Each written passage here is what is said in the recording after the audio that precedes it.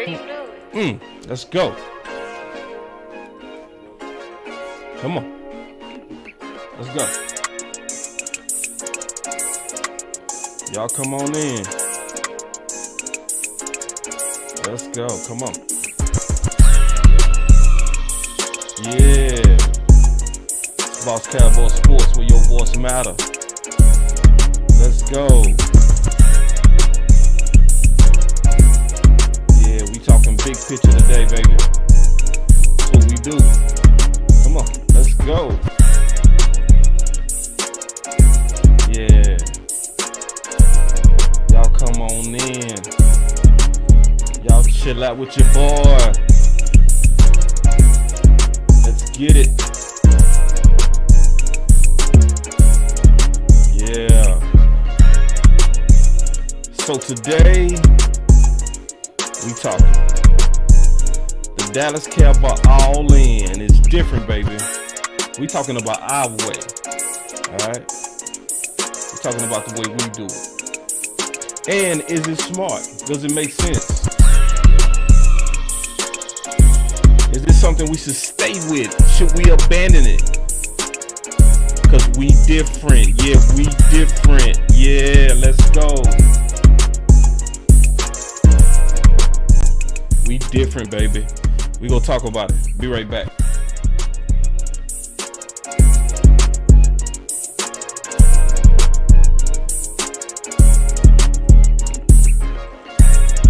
Come on. Come on. Get up and hit in here. Let's go.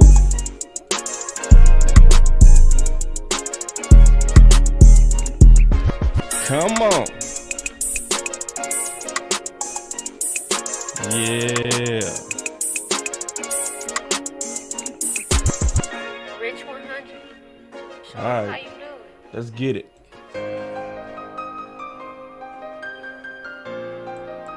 Come on. Y'all come on in here. Damn, plug. You speak Swahili? Let's go. All right, man. Welcome to Boss Cowboy Sports, where your voice matter. We definitely covering something that's important today. All right, we talking about this all-in strategy. All right. And so with this all-in strategy with the Dallas Cowboys, it's something that a lot of fans don't like. And we gonna just talk real about it. But before I get started, let me just first say hello, man. I see y'all coming in. Yeah, we changed the groove up a little bit. My boy say, that's a nice little groove. Yeah, man, we just changed it up just a little bit. It's the off season. We can be different. You know how it go. All right, so, but yeah. And so, yeah, let me get all my comments coming in real quick. Y'all give me 1 second. All right. Yeah, and see my boy J-Rod, he said, what up? What's up, man? What's going on? So, and then, yeah, I appreciate you, Kevin. Kevin said, everybody hit that like as we fill up. I agree. Regina, what's going on? She said, hey, boss, what's going on, Regina? I see Albert Smith in the house. What's going on? He said, what up, boss? I can't wait for this. Yeah, we finna talk about this, man. And then King he say, let's go, man. Let me give you a yoga flame, big dog. Yoga fire. Yeah, let me give you a yoga flame, man. I appreciate you. But so we go talk about today is the Dallas Cowboys all in. We go take some calls too. All right, so y'all be ready. So we go freestyle. It's Sunday, but since we've officially in off season, it's just right that we just kind of talk about the big picture stuff. The Dallas Cowboys way of going all in. All right, because it's different, right? Because see, I've been just thinking and working on my book, and whenever I'm working on the Boss Cowboy Guide, it's one thing that it's gonna force you to do when you writing a book. It's one thing you go definitely do when you writing a book about the off season. You go start thinking about the big picture. That's just naturally gonna happen, and so you start comparing the way that we do things to other teams, and sometimes you got to measure the Kool-Aid just to make sure that it's gonna come out sweet. Especially if you go drink Kool-Aid, you got to make sure that it's measured properly. So looking at the Dallas Cowboys way of going in, obviously everybody know, if you've been here for some time, that the Dallas Cowboys all in is to retain their guys. All right. So that's what the Dallas Cowboys do is they build through paying what they consider guys that they've planted in the ground and allowed over trial and error to just grow, right?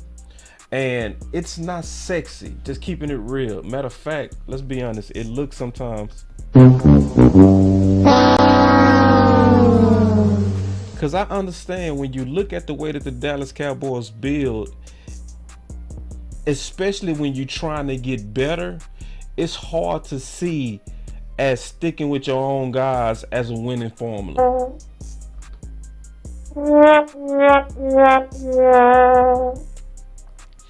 And the more and more I listen, the more and more it's obvious that the fans especially believe that the way to move forward is to go all in by acquiring one or two major outside pieces.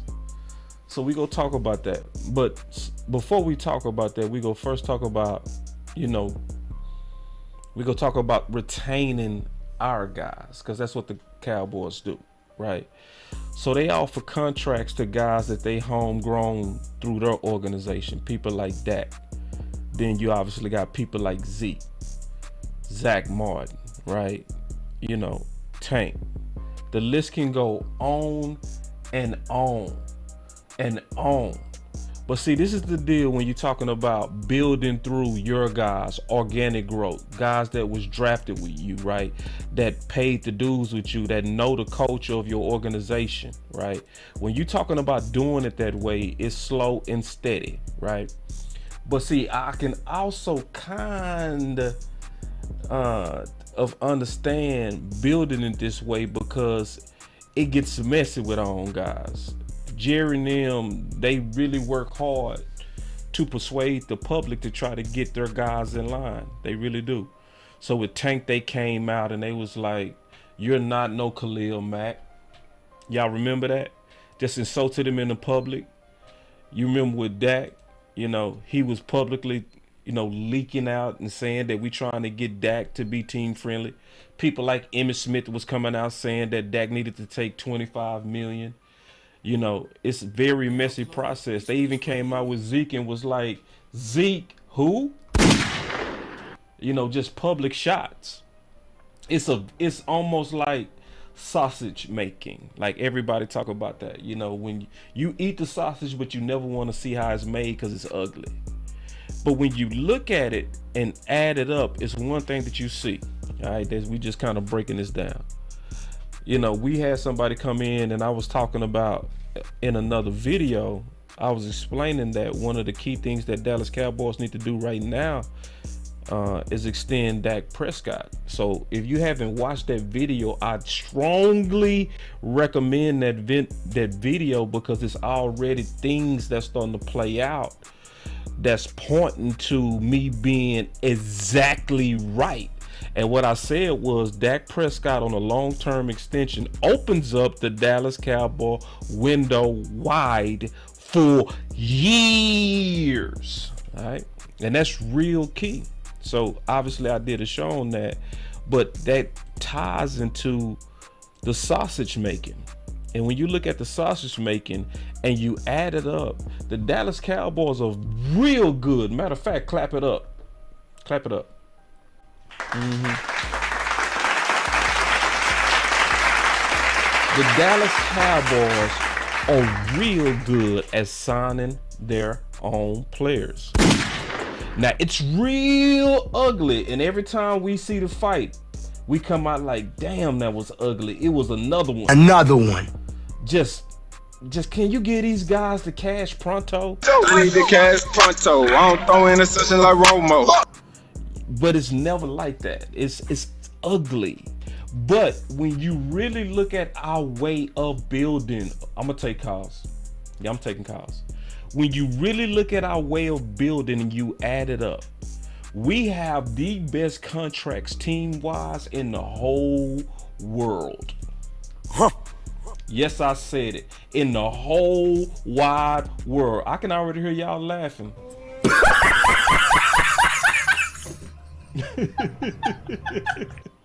I can already hear y'all laughing. But I'm telling you the truth. Another one. See, because go look at it. You can go all the way back to Romo. Romo had a 6-year contract when the average and his counterparts only had 4. Dez had 5. Tyron Smith had an 8-year contract. An 8-year contract. Travis had a 6-year contract when his counterparts had 4. Zach Martin got a 6-year contract. His counterparts had 4. Tank got a 5-year contract. His counterparts got 4. Even the contract that y'all say was so trash. Another one. Jalen Smith, the one that y'all hate the most, Run it up. was a 6-year contract. Even Lyle Collins was a 5-year. Zeke was a 6-year. Run it up. Amari was a 5-year. Dak ended up being a 4-year, but he can be restructured up to 6. So when you go look at it, what the Dallas Cowboys actually has is the most flexibility historically when they target and pay their own guys. So yeah, it's ugly. I'm gonna be honest, they get on my nerves with it. I just want them to pay them guys and not do all that ugly stuff. But when you add it up, the ugly business of how they do business does end up with the flexibility of longer contract durations. We need the cash pronto. I don't throw interceptions like Romo.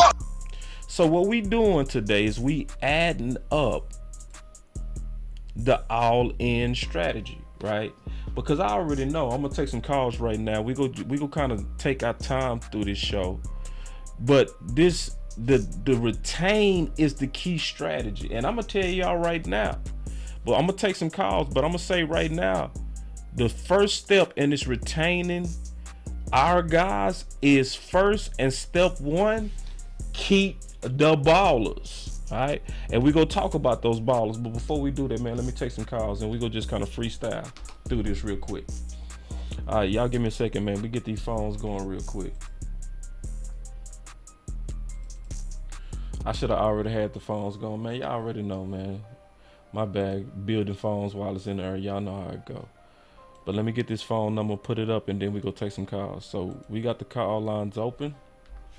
Y'all come on in, call on in, and we can kind of talk about this. Or we can talk about whatever you want to talk about. But we got this as a freestyle Sunday show where we talking about the Dallas Cowboy all-in strategy. We gonna go into it a little bit deep too. So we got the phone number up. There it is. Boss Cowboy Sports. Hey, what's going on, boss? What's up?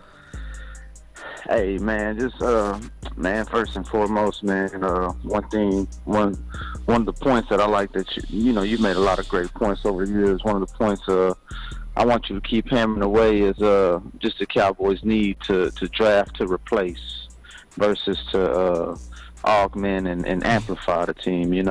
Yeah. So just keep pushing that narrative while we going over the off season and what we need to do to take in these acquisitions. My biggest beef with the Cowboys, man, is just paying people at contracts to where good and well down the line they're not going to be worth that work. You know what I mean? Like as an employer, I don't know why they're signing these contracts to where you get to a point to these guys in their contract that good and well that, all right, cool, bet they got it fixed in to where the guarantee money runs all out. But or most of it, and they still have a bit of this dead money. Like they constantly just kind of waste this wiggle room, and they already cheap, so they find every which way to. I mean, they're in a good position. I think them being so frugal over the years. I mean, I'm looking at what we got compared to a team like the Eagles, who kind of just went all in and, now got all these people they're going to have to pay, and the guys are already paying, not to mention the fact that they got to pay a franchise quarterback. You got that already down. You got your franchise quarterback paid. you got some guys you can come up off of. But man, I just think, man, if you just keep hammering in, just what they got to do as far as just I don't know the money, man. They tricky with it, but we got that open checkbook, man. Just open it up a little bit. That's all I had, man. Just keep it going, man. Appreciate the call, boss. No, I appreciate. What's your name? Ah, damn. Boy, y'all gotta tell me who I'm talking to, man. Some of these calls too far for y'all to just jump off like that. I want to know who I'm talking to, so when you call back in, I can already know your voice, and then we can get to rocking. So we still got the phone lines open, man. We ain't rushing this show. We kind of sit back and then boogieing. We chilling. We just talking, and then I'm gonna get into the content. But we go sit back, man. We go relax through this show. Let's go. All right, here we go. Boss Cowboy Sports. Hey, boss, it's your boy Quincy, man. What's up? What's up, Q? Q out of Kimball. Let's talk. Yes, sir. All right. Coach Q. I think I'm sorry, Coach Q. Yes, sir. Go ahead, Coach. I think one of the biggest issues that we have with the Cowboys is sometimes they pay their own too late. Ooh. And when they pay their own, they pay the wrong ones the money. Give you a prime example. D-Law. We paid D-Law $30 million when his contract was up. We could just walked away. You pay a DN for pressures and sacks, not to stop the run. Let's keep it real. You both play ball, Marcus. Yeah. You don't pay a DN to stop the run, dog. Yeah. Hey, let's be honest. In high school, if you're a DN and you stop the run, you're not going to do one, sir. Oh, you're going to be run if you get sacks and pressures. These are facts. Yeah, it's true facts. It's facts. You do. That's what you get paid for. And so, and then if you try to go to the NFL, you don't go to the NFL because you're a run-stopping DN. You go to the NFL because you can rush the passer. Yeah. D-Law is a great run-stopping DN. You don't pay him what they was paying him. Yeah. That's facts. Yeah. You drafted Sam Williams. The Cowboys did, Will McClay did an awesome job getting guys in. So if you look at who we had, Dorrance Armstrong had one sack than D-Law. Yeah. So if you had that $10 million, you could have went and got you a primetime D tackle for $10 million. Oh, by the way, we get to the $10 million and pay who? Pollard. Some people want Pollard to get paid. It's money that you could allocate to other people. Right. And we do this all the time. Paying guys. I remember when you was talking about this before. Dak Prescott should have been paid in 2018. Yep. That's when he should have got paid. Facts. He would have been $28 million. Yep. That's right. But the Cowboys didn't want to go 4 years. They wanted to go 6 years. Now they look dumb. If they just paid him the 4 years, 28, guess what? If you look at the calendar, when his contract came back up, he had been in the 30s. Yep. Facts. So it's crazy. So the Cowboys does this all the time. So still needs a contract. We ain't hearing them paying him. You know what I'm saying? They're like, everybody knows that our left tackle want to stay. Talk to the guy. I understand that sometimes he 8 games, 10 games, whatever. But the fact of the business is when he's on, he's still top 10. Yeah. Now, I love Smith. Ooh. But another saying Smith is a top 10 yet. Right. He will be. Yeah. But right now, the older Smith is a top 10 tackle when he's on. Yeah. He knows all his tricks of the trade. He's strong as an ox. And that's what you need to do. If he's willing, and right now, let's be honest, boss, $17 million is cheap for a little tackle who are top 10. I'm just being honest. And so if he's going to take a pay reduction, which is fine, I would rather have Smith and Smith than have Smith and a rookie at left guard. That's just me personally. Man. And we have our wide receiver out there. We have our DB. If you ask me, I like Diggs. I really do like Diggs. But just hearing you talk about cornerbacks, there's other cornerbacks that I know personally because you are a cornerback that you like better than Diggs. Oh, it's hard. You Quincy. Are you saying don't pay Diggs? Let's be clear on that. No. That's not what I'm saying. Okay. I'm saying I know you, Marcus. Yeah. I know if you was recruiting a guy and you had a guy that got picks, but you had another guy that was sticky, Marcus as a coach would say, hey, I can teach him how to get some of these turnovers. But sometimes when a guy can catch, but he's not sticky, you can't teach that, Marcus. You just can't. Yeah. That's why we all love our first round draft pick. Yeah. Like he's sticky. Yeah. And he can catch. In my opinion, he's gonna be better than Diggs. Why? Because Diggs became a quarterback later on. Yeah. Diggs is still learning the position. Yeah. Yep. Yeah, man. No, man, I sure appreciate the call, man. Real good talk, man. I'm gonna get into some of the stuff you was talking about, Q-Dog, Coach. Yes, sir. Every time, boss. Hey, call back too, bro. Whenever, all right? I promise. All right, that's my brother. Now, listen, y'all. I know him personally. That's the only reason he able to call me by my real name. I actually know him. I know him very well. Yeah, we go back. Literally, we was in even the science and engineering magnet together. So that's my brother Quincy. Y'all stay on the lookout for him. He really know ball very well. He's a very smart coach here in Dallas.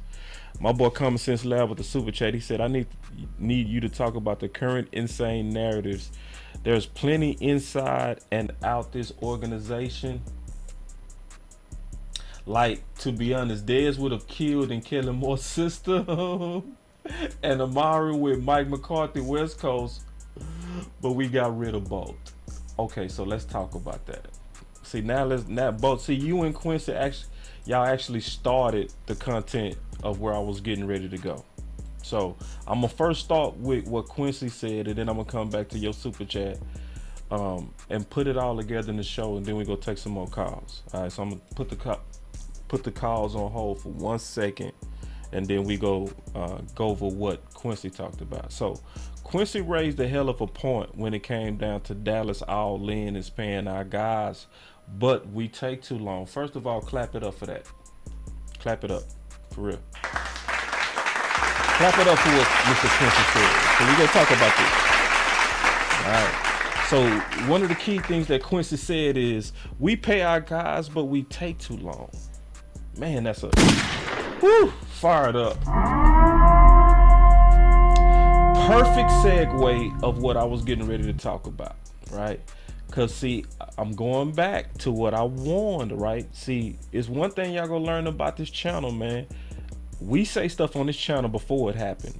To say it after it happened is too damn late. We want to tell you before it happened. So one of the first videos that I did going into the offseason is this one. Why you need to pay Dak now. Now! Not wait. Now. Okay? First. Not last. First. Nico, I appreciate the super chat, big brother. Let me show that, man. Nico, you've been supporting the channel for a long time. I really appreciate you, my brother. But we need to pay Dak now. And I talked about and I showed and proved that the cap basically increases every year unless it's a worldwide pandemic, right? So I proved that. I went into that. I talked about all that, right? And I even got into the numbers, right? And some of y'all saw this and went crazy. I said, right now, the Dallas Cowboys need to offer Dak $50 million on an average per year. And I say they need to throw 8 years at him. And the way to try to get him to sign that deal is to break the record in total guarantee. Yes, I said it. Now, I was the one telling y'all also in 2018 that you need to go ahead and pay Dak $28 million, which was the market rate at that time. And it was people, no. Hey, let me ask y'all a question. Do y'all remember those people that was saying, hell no, Dak ain't worth nothing but $25 million? Do y'all remember those people? Do you remember? Because they did exist and they was loud. And they was wrong as hell. They was wrong. The market at that time was $28 million. And if Dallas would have paid Dak $28 million with a 6-year deal, he would have took it. You know why? Because it was nobody in front of him to compare himself to. But something happened. See, y'all, and I'm telling you right now, 50 million is the number they need to do. And I'm saying now. Extend his contract. And see, this is why extending it is important, because a lot of people, they look at that average and they think because you see an average of 50 million that that's what's coming out of the cap every year. That's not true. That's just wrong. Oh, hell no. It's about the cap hit. So when you extend Dak, what you also able to do is extend out his cap hit. The reason why you want the Dallas Cowboys to continue to have the bigger contracts, because it gives them flexibility to restructure where other teams don't have that flexibility in a rising cap. All right? They don't have that flexibility in the rising cap. And I showed y'all, I'm going to show you this one more time before I get into Quincy Point. For the most part, the Dallas Cowboys have been doing that. But they need to do it again with Dak, because if they do it again, it will allow them to go all in, but go all in their way. All right, we gonna talk about that. And I remember, I'm going back to what I said. I said 50 million. I said, or you gonna have to come at Dak with about 46 with a 6 years, but you still gotta break the total guarantee record. You gotta break it. You got to, especially if you go give him a 6-year contract. The reason why you got to break that, because you asking him not to take advantage of a rising cap. Because if you only have 4-year contracts, you able to go back into the market basically every 4 years and take advantage of the new amount, the new record amount. And if you asking me to get all that money now, well, then guarantee me more of my contract.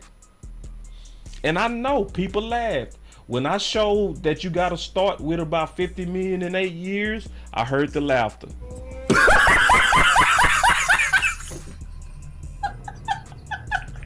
I heard it. There was a lot of people laughing, but you better go look across the street. You better pay attention. Go pay attention. See, because I pay attention. That's why I knew what the number was. I knew the number was going to be around 50 million. Your boy Boss already got his ear to the ground. We ain't got to fall for this twice, y'all. We can fall for this one time. It ain't got to be another one. We can do this one time. We ain't got to be dumb twice. We can do this only once. You was dumb with Wentz. You let Wentz get ahead of you. And once Wentz got paid, Dak put his feet down. He was like, hell no. Oh, hell no. And I'm going to tell you something. You can talk all that wee-woo bullshit all you want. Oh, you see this guy? See this guy? Number one bullshit guy. He do the wee-woo. I dare you go try to tell Dak that Hurts is better than him. Boy, that boy gonna laugh in your face, and he should. He should. He should laugh right in your face. So be dumb, Dallas. Go ahead. Go ahead. Play. Because guess what? Guess what Hurts' number likely getting ready to be? It's already down here, and they already talking about it. 50 million. Let me make that bigger, since y'all think I'm playing. See, yeah, let me make that bigger. Yeah. 50 million. Now, Boss told you what to do a week ago. I already told you what the number was going to be. And then I heard the laughter. Yeah, I said you got to start with about 50 million with that. Yep. And then some of y'all going to be, he's not a $50 million quarterback. At some point, we got to stop talking like elementary. We got to wake up. We got to start actually talking like adult fans and not kid fans. Okay? The market is a real thing. The market will control this whole outcome. You're not getting around it, dog. I'm just being real with you. I don't want to lie to you. So let me give you this super chat real quick. Let's talk about it. My boy Truth MVP said, I agree to extend Dak, but I want to see what Will McKay can do with top tier free agents, 1 or 2, when we all know what he can do with lower tier free agents. That's a very good super chat. Let me talk about that. And then my boy DC, he said, wee woo. Yeah, Dak is better. Absolutely. Yeah, and Dak go look at it like that. And trust me, if Hurts get an average per year of $50 million, Dak is not taking a penny less. Trust me, nor should he. He gonna be like, man, hell nah. I'm not coming in under that dude. Yeah.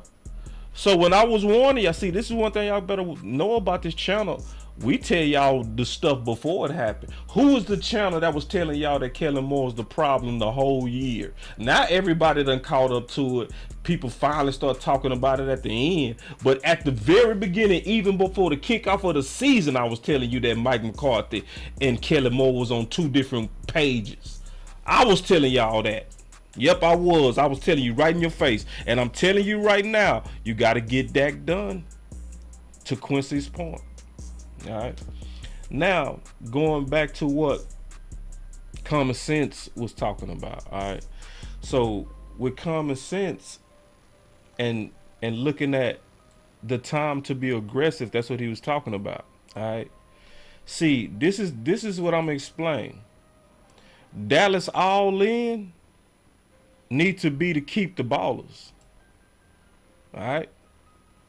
See, because that's where we've been really messing up on our all in. So I'm gonna go through this. I'm gonna explain this real quick.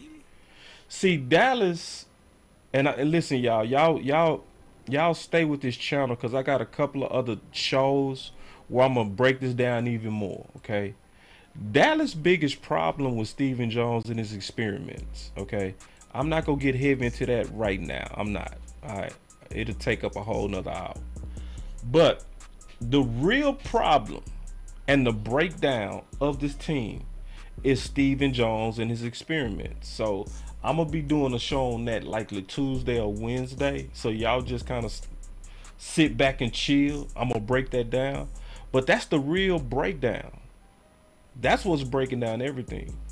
So let me give you a prime example of one of his experiments, and I'm gonna talk about it even more on the later show. Where we mess up is when we have contention windows, Steven start those experiments and mess them up. That's what's really going on. So think about it. So we had a contention window with a key player named Amari Cooper. But he wanted to experiment with receiver by committee all over again with Kellen Moore.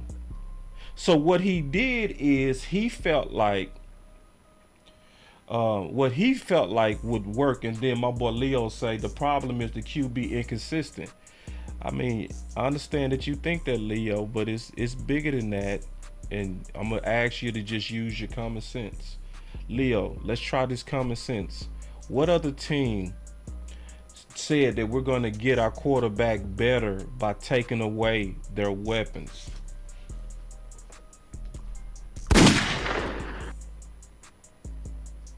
Can you answer that, please, Leo? If the problem is the quarterback, what other team did that? Okay, so and I'm not gonna address you all day because you might not be ready for the real discussions. But that's what really broke us down is experiments. Like we're going to get rid of Amar, right? Or just what my boy Common Sense Lab talked about with his $20 super chat, where we got rid of Dez. See, these are experiments that Stephen Jones does at the wrong time, right?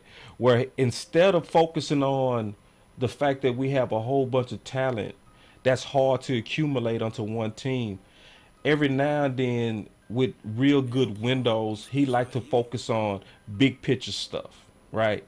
And when he does that, it takes away our window. And I'm talking about even signing our own guys. See, because remember, Amari was one of those guys. Remember, Amari is in this picture. So this time, I want y'all to hear me out. This time, I'm saying don't do that. I'm saying what Common Sense Lab was saying with his super chat. Keep the ballers. Let's just be real specific who the ballers are. Let's talk about that. So first of all, one of your ballers is Donovan Wilson. Yeah.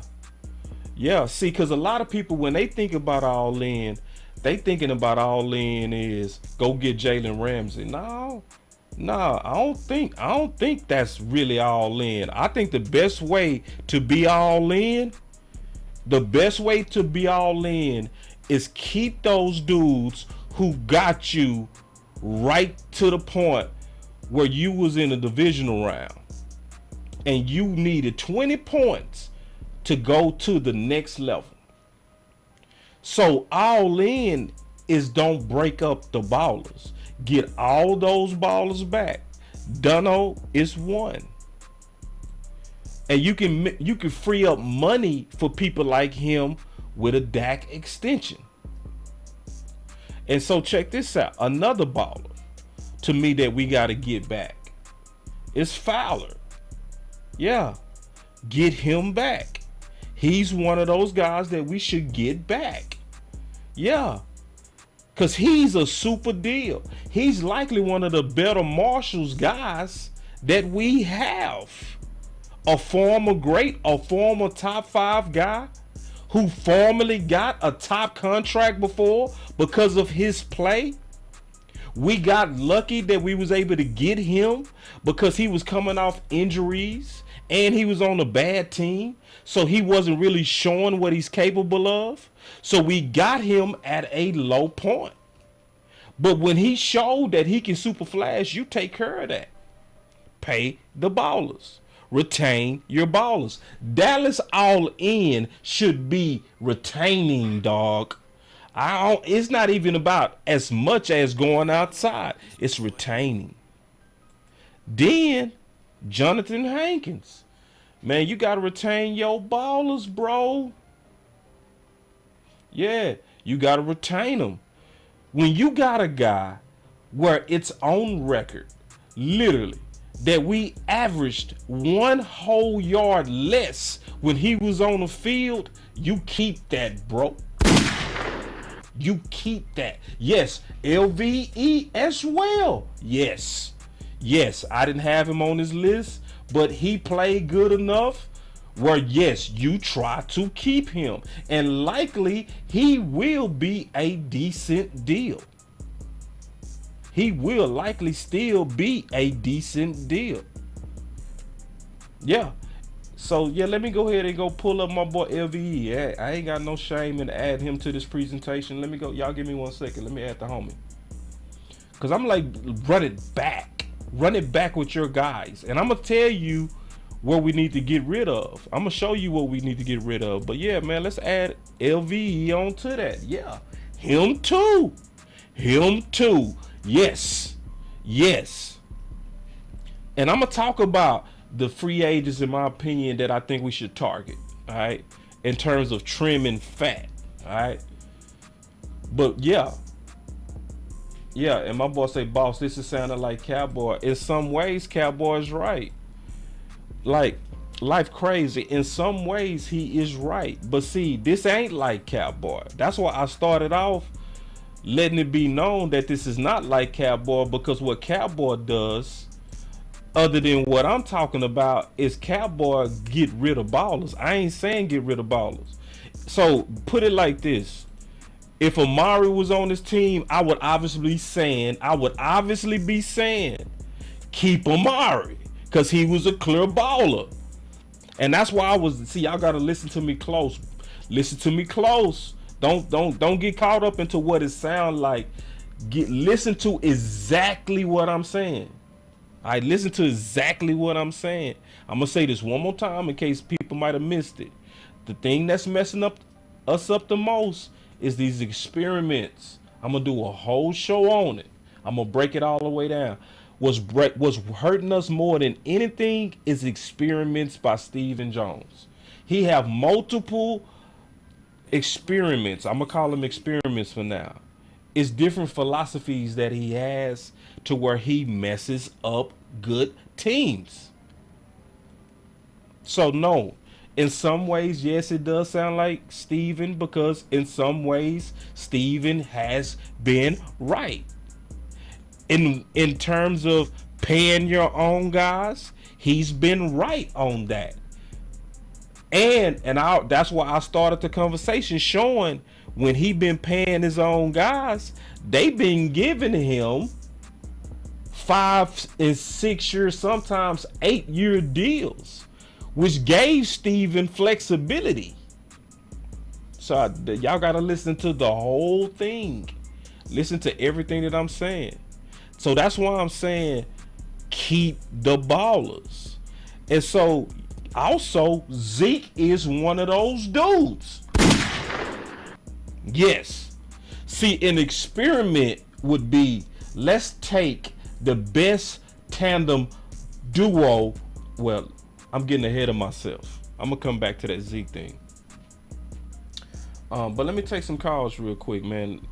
And while I'm doing that, we're gonna talk about some more ballers. All right.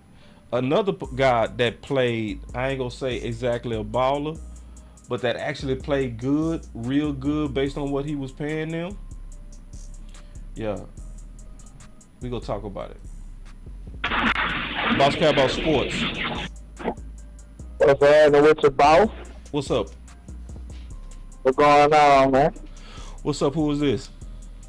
It's landlord, bro. Oh, what's up? What's going on, landlord? Bro, I should have known your voice. What's happening, bro? Yeah, what's happening with you, man? Hey, you made some great points on your presentation, man, about how they getting the most out of the players. Yeah. But I look at it like what he doing with the flexibility though. That's what pisses me off.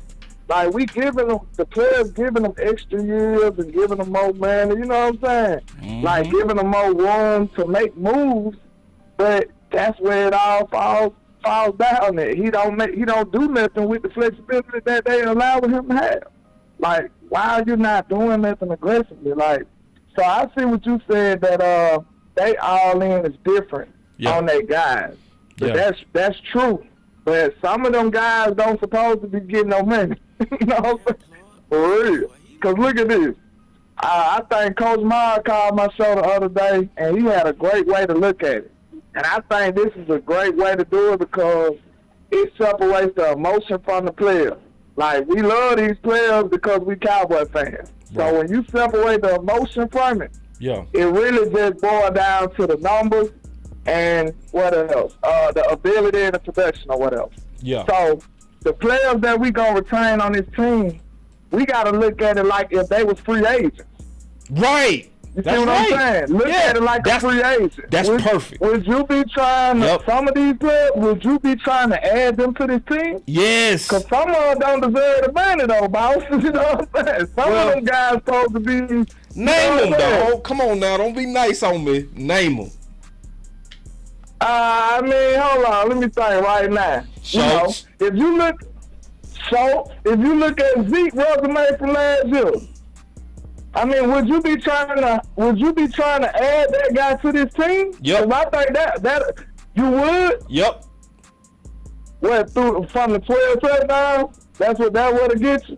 Nah, not even just that. So what, the 800 yard? That, the leadership, the toughness, the physicality. See, because this is the thing. We know all the character traits though. But see, we know the character traits, but I'm not the dude gonna knock them major. See, Zeke, the dude that leave, and see, I'm gonna talk about this tomorrow, bro. I already got the thumbnail ready, but and see, this is the thing. Ezekiel Elliott is still a major asset, so I was gonna talk about this tomorrow, but since you raised it, we're gonna talk a little bit about it today. One of the things about Zeke that people are taking for granted is he's the money down back, bro. Now I do agree. I agree 100% that his current price now you can't do it. Can't do that. That's what I'm talking about with that money. It was the money he's making. But at the time when he got his money, he deserved his money. Of course, yeah. Yeah, so he was top 5 back in the league. Yeah, and even last year, even last year on a torn PCL, the dude had over 1,000 yards, and there was only 6 running backs in the whole league that did that. If you can give me 1,000 yards playing through that, man, I'm like, bro. And then this is the thing about a dude like Zeke that I think people are taking for granted, landlord. Zeke, that dude, if you separate your shoulder, he can look you dead in your face and say, so? He a dog, man. That's what we call a dog. So? He a dog, man. Like, he leave all the stars without excuses. You know what I mean? Because he like, bro, I'm out here with one leg, bro. I don't care about your separated shoulder. Let's go. See, that type of example, you know what I mean, is what he also brings. But go ahead, bro. I was just about to say, like, you know, bro, I promise y'all, I did a show about Michael Gallup today. That's one of my favorite players on this team. Yeah. I was way higher on Michael Gallup than a lot of people. Yeah. I was with him when they signed Michael Gallup. I'm like, yo, because I know what type of player he is and how he plays. I love the way he plays. He play aggressive and tough. And you know what I'm saying? He reckless. Yeah. But that's just like the same analogy I just made. Would you be trying to acquire that guy? I don't think I would. After what I seen this year, I hopefully he just hurt and he get better. That's what we hoping for. But that's the main reason I want to acquire some talent, so it won't be all hope. I don't want to have all my eggs in that one basket. If Michael Gallup magically becomes the Michael Gallup of old, let that be additional to whoever we got at this solid wide receiver too. Why we can't have both? You see what I'm saying? I don't want to be dependent upon that and hoping the guy that Jalen Tolbert takes the leap. I don't want to be hoping on that. And that's probably what they're going to try to sell us. You know, I call Stephen Jones Dollar Bill Jones because he ain't trying to pay them country boys nothing. You know? But what I'm saying? No, that's real. But see, I put Zeke in my baller category. He's the baller to me. And see, this is why I say he the baller. Because to do what he did on a one leg, and so it's a couple of questions with him and Pollard that only they can answer. Okay, what are the chances of a lingering injury between Zeke and Pollard? Right? You might have a better chance at having something not linger with Zeke than Pollard. People not even thinking about that. Zeke ain't got no surgeries on his legs. True.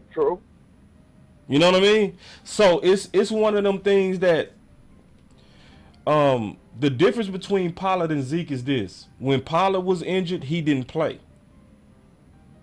So the last thing you remember about Pollard was him balling. Now, if Pollard would have went out there those times where he maybe could have played and would have played bad, you laying it on the line for your team playing injured would have cost you just like it's costing Zeke.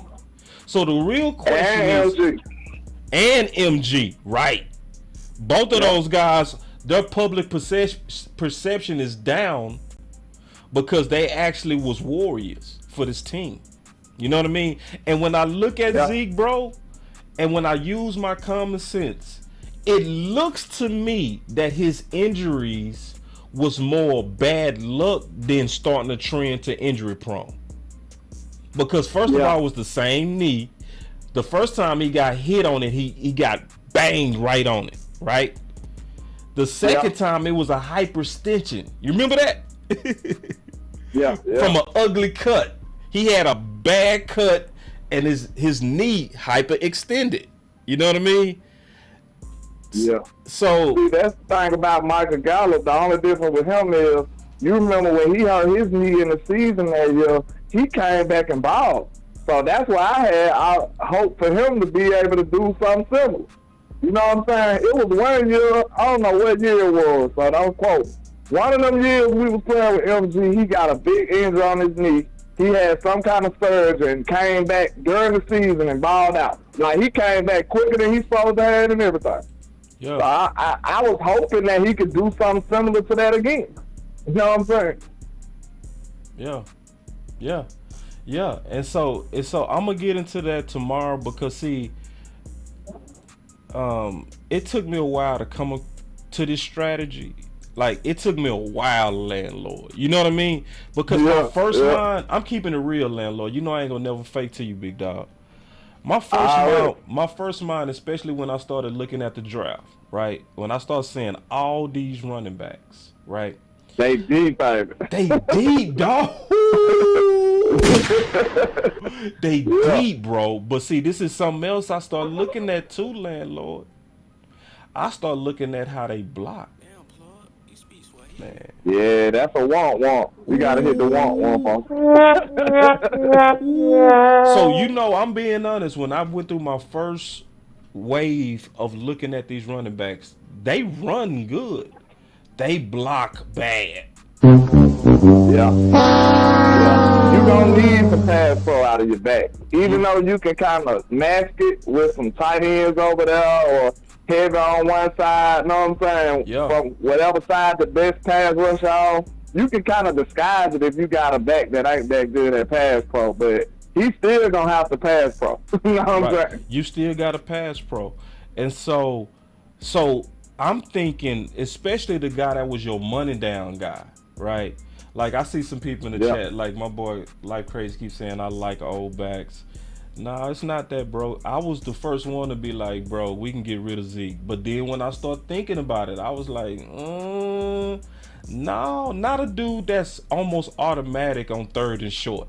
Not a dude that's almost automatic in the red zone when it comes down to them tough 1 yard runs. It's like, now, do we got to pay him $16 million to do that? No. Right? Let's go cheaper. But if what it is the line is a big culprit in this too. Yes. Like I ain't gonna lie, the line played terrible after Terrence Steele. Like far as run blocking, it went down tremendously when Terrence Steele got hurt. So I can't put everything on Zeke, but it still, I feel like the holes was there on some of the plays I've seen, but they closed very quickly. So to me, I could say Zeke. It probably wasn't realistic to expect a normal back to get though, but is there backs that could have made them holes too though? That's where I'm at. I'm kind of in the middle. Like, if I would have had a quicker back, he might have been able to hit it, boss. I don't know. I want to see. You know what I'm saying? Because them holes is closing quickly though. Yeah, so that's why to me, I'm cool with us running the back with 3 backs. Yeah. 3 backs, and my boy said we don't need to hold for Zeke for just pass blocking.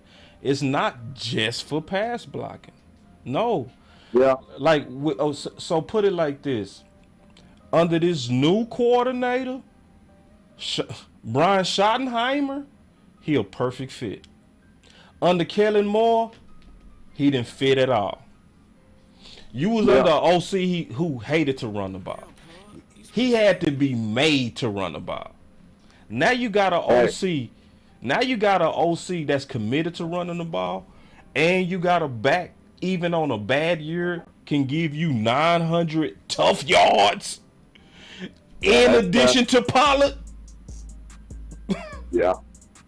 And with a almost bad. I'm almost willing to say a bad O-line, man. Our O-line didn't perform well, bro. They didn't. I'm sorry. Yeah. They didn't. Yeah. And then, and you know I'm going long on this call because I got the big homie landlord. Usually I would have got off by now, but when you got a content creator on the phone as good as he is, we gonna make it into a show. But so check this out. I appreciate that, bro. Oh yeah, this is my homie, dog. Yeah. Let's talk ball. So let's expand into this, landlord. Okay. So on my Twitter, you know, my boy Big Game James put out there what happened with Aaron Jones, right? Where they agreed to rework his deal, right? Similar to what we did with Tank, right? In order to avoid a release. You know, and they got his money down, they got his cap hit down, they got all that stuff down, and retained the player. So, like, Cowboy Nation, are y'all really saying y'all not open to that? Because if you got a problem with big money, I ain't got no problem. I ain't got no problem if you saying at his current rate, hell no. I agree. But if you say you just want him off the team, I'm like, I don't see fall off like y'all see fall off. I'm sorry. Maybe the only thing about you right, boss. The only thing I have to say is like, bro, it is depending upon what we decide to do with Tony too, though. Cause like at that point, you got to look at how much money are you gonna dedicate to the running back position. Nobody is dedicating this much money to the running back position. Nobody. You know what I'm saying? Like even the premier backs ain't getting like 20. We'll probably have to pay Tony at least 10 to stay. You know what I'm saying? Then you'll be paying Zeke almost 10. So that's like $20 million at the running back position. That's what's the problem that arises when you think about he can't cutting take his 10. money, in my opinion. He can't take 10. That's one thing he can't do. He can't take 10. Nah, he can't take 10. Who Zeke or Tony? Yeah, what you want to be lower than 10? To be honest, to be all the way honest, they don't need to tag Tony, man. They don't? No.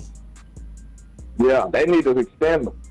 Yeah, and Tony, this is what,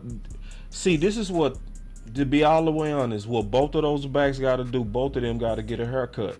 Both of them. Both of them. Because, see, you asking Dallas now to pay you when we don't know exactly what you gonna be, Tony. I swear. Like, let's just keep it real. So it's like, we paying you a lot of money. We not even certain of what you gonna be. And we just did that with Gallup. I'll sit down with both of them guys. Yeah. We gonna see how smooth Jerry is. I'll sit both of them down in the room to go. I like that idea. Look, be like, hey, Tony, now Zeke already said that he willing to take some down for you. Now, this your brother right here. Hey, I get real prepared in the negotiating room. Yeah. And see, Trey, I ain't say that. I ain't say let Tony go and keep Zeke. See, this is the thing. Some of y'all don't have no idea what I'm saying. You got to listen better. Listen better to what I'm saying, bro. You don't know what Tony go be, dog. So do y'all remember what happened to Dez Bryant when he came off his ankle? Do y'all remember that? So when y'all say let go of Zeke to keep Tony or keep Tony, listen, bro, it's uncertainty with Tony. It's a risk. Yeah. It's a risk. See, y'all just imagine the Tony that you remember.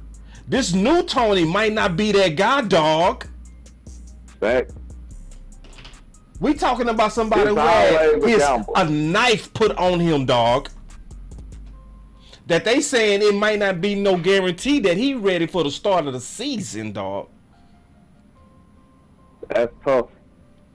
So I know we got all this faith in Tony Pollard, but let's not kiki and laugh at me, because I'm saying both of them got to take a haircut, or because Tony is unsure, it does increase the value of Zeke. It does. It's just what it is. Yeah.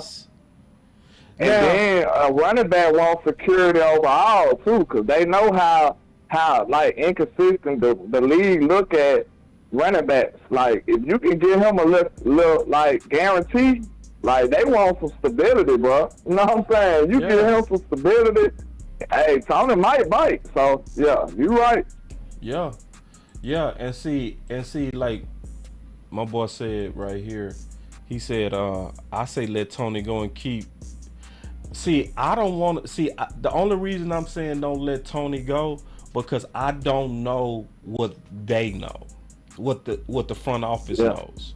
See, they know his likelihood of being himself more than I do. I'm in the dark on that. You know what I'm saying? Now, I put it like this. If they are even uncertain if he go be himself, you might need to walk away, bro.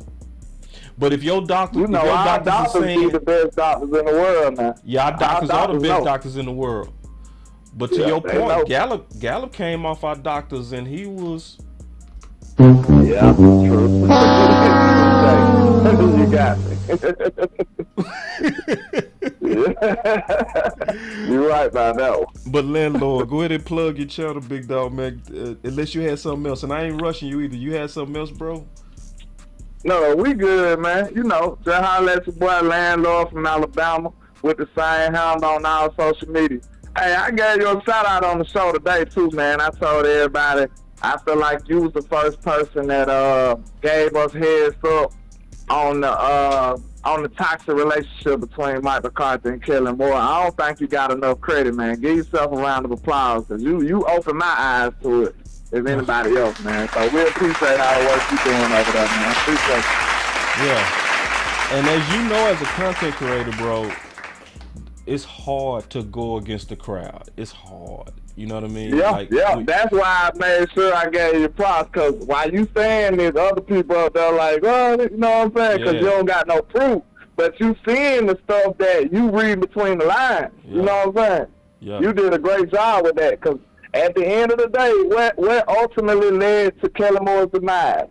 Philosophical differences, exactly what you were saying, man. So salute to you, man. You and the OC, y'all doing great work, bro. The sad thing, though, it was obvious, though, landlord. That's the sad thing. Yeah. It wasn't like it, because, see, somebody might hear you and think I just connected some dots. Bro, I just listened to what they said. You know what I mean? Yeah. Like, landlord, if you stand up and say, I have a problem with Boss Cowboy channel, you mean that. Yeah. Mike McCarthy got up and said, I ain't been fourth option routes. I'm like, can anybody else see that he just said that he don't like what his OC is doing? Or we gonna just brush past that? The only thing I didn't do, I didn't brush past it. Got a green light, man. Yeah, they gave him a green light. They gave him a green light, bro. Yeah. So now, man, I appreciate you, man, and love your channel, man. I always appreciate the real, authentic love that you show to me and everybody in the community. And I'm glad you got one of the coolest channels out there, man. And let me tell you something about landlord. If you ever considering about being a streamer, a vlogger, a YouTuber, whatever else you call it, watch how he do it. See, this is one thing about my boy landlord. He might start a certain way, but he go always build on where he was. You know, he started off with videos that was full of quality content, but yet entertainment with high edits. Then he switched over to doing live content. He done upgraded to where he got the sound effects, and he just building on it. Now he got the call line. See, that's how to do it, bro. Like, if anybody want to see how to do it, everybody want to be perfect when they start. Just start, bro. If you start with your phone, bro, that's cool. But appreciate your landlord. Much love, bro. Already, man. Salute. That was the big homie, man. Y'all follow landlord. So yeah, man. So the whole point of me talking about Ezekiel Elliott is because I really do see him as a baller. I do see him as somebody that's an asset to this team. I had to really take my time and really think about it, listen. I also listened very heavily to the final word debate. If you really go listen to that debate, it's hard to come out of that debate, in my opinion, if you was really listening, not seeing the value of Zeke. Okoye and Law did a damn good job. If you really go listen to what they were saying, without just really go listen, and I'm not knocking DMV, or I'm not knocking Jay Tucker, anybody that was on the opposed, or James, anybody that was on the opposing view.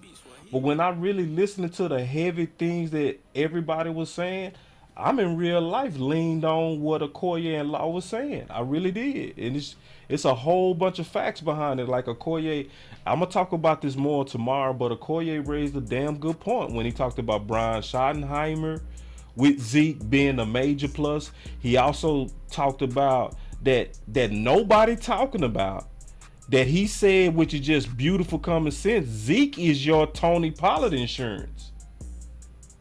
You know what I'm saying? And some of y'all, I could tell what's going on with some of y'all. I could just read the tone of y'all chats. Some of y'all in love with y'all idea. I see what's going on.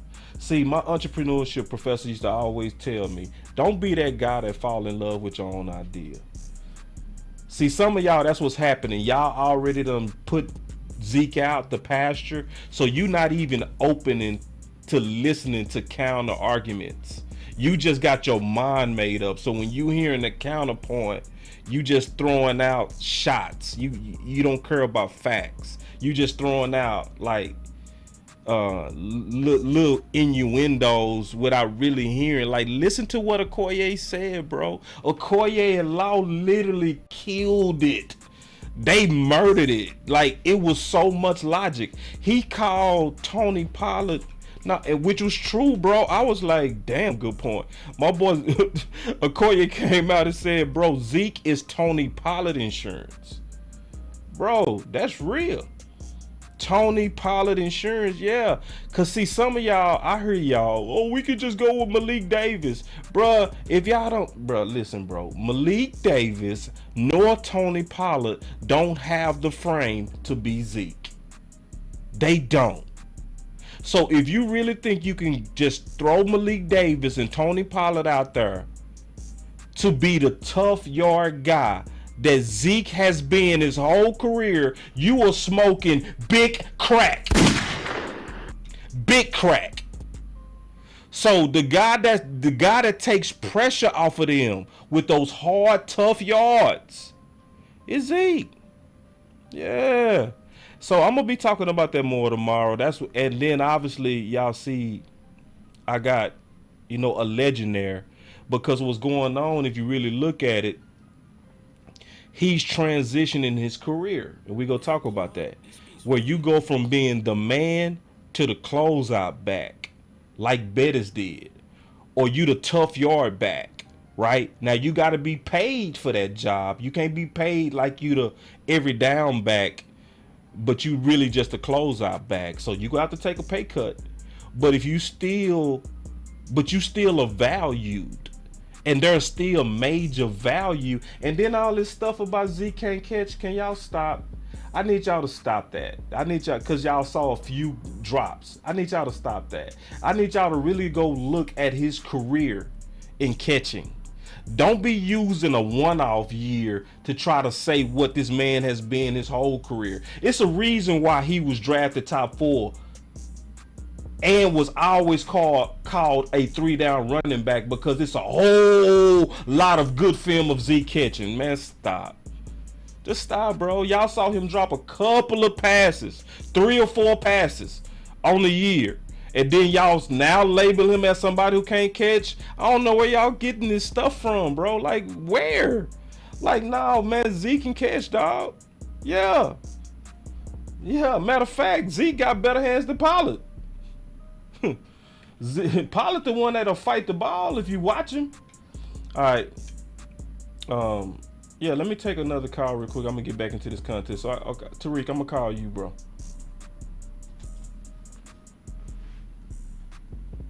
I'm calling you now, bro.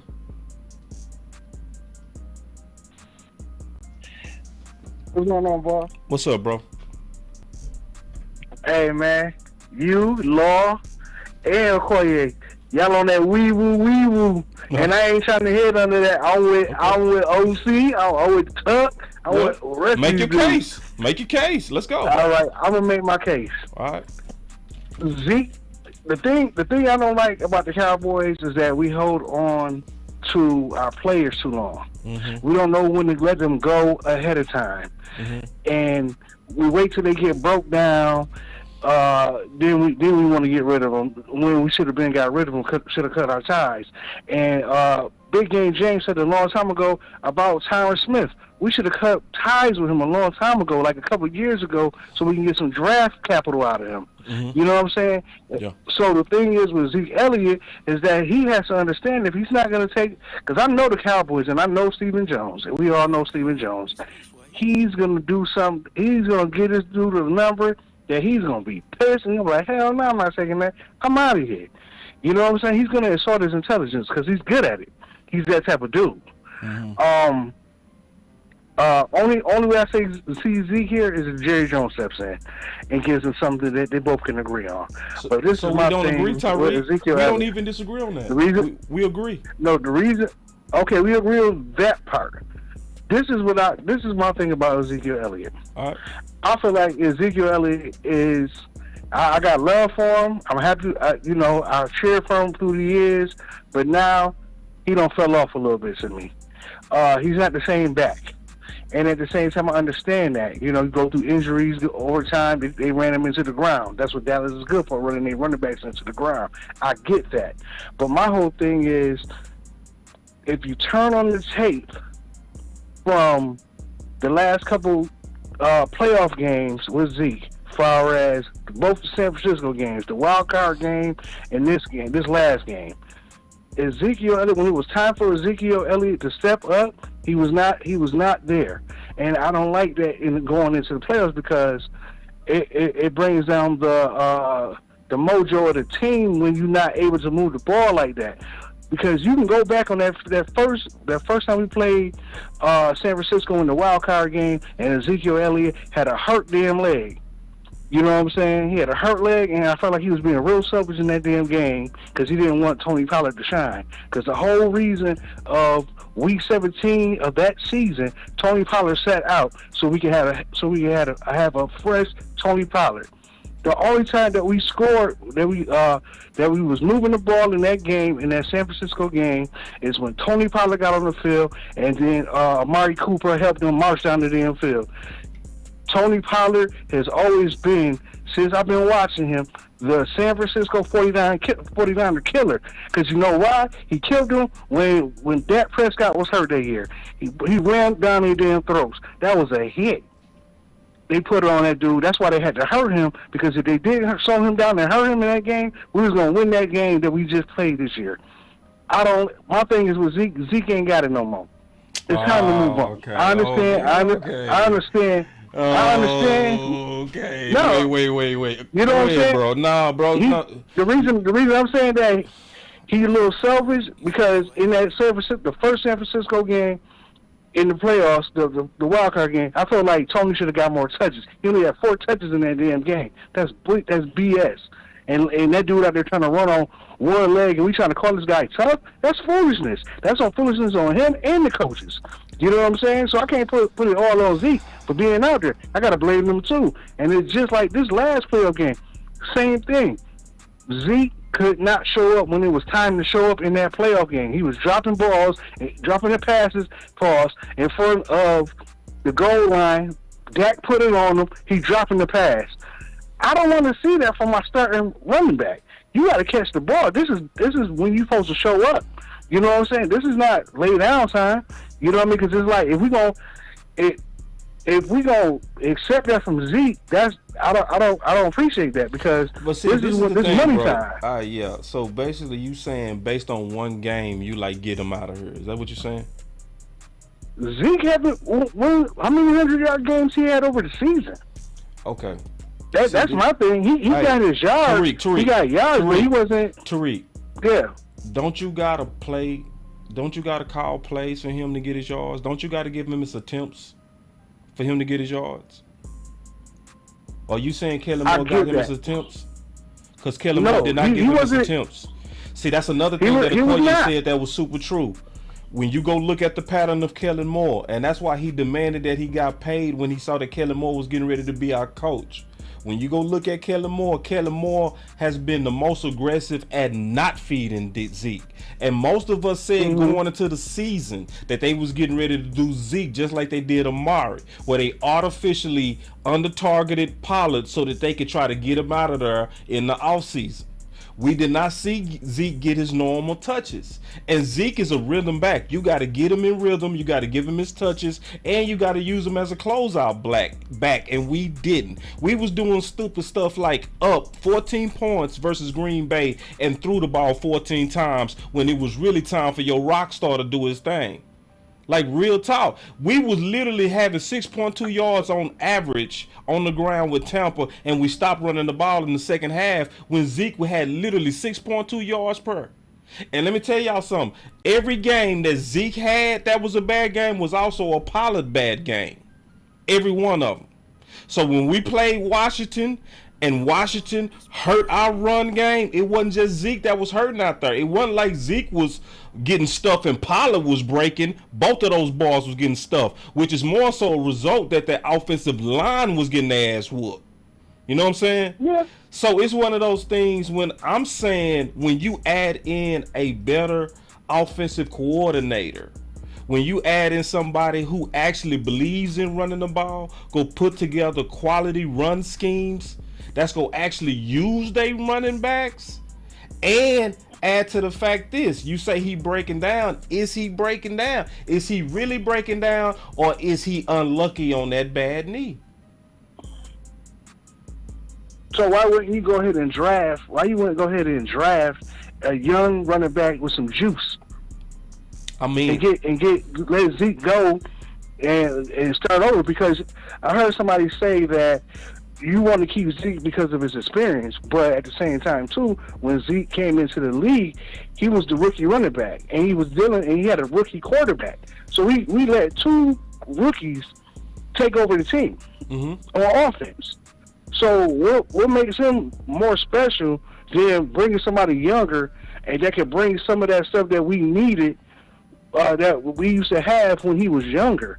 Well, like he can't do that what he used to do. He can't do that at the end of the game. Put the game on Zeke back and him break the O line, open up a hole for him, and he runs straight down the field to go win the game like he did in the Pittsburgh game back in the day. I don't see that dude no more. I don't see that dude.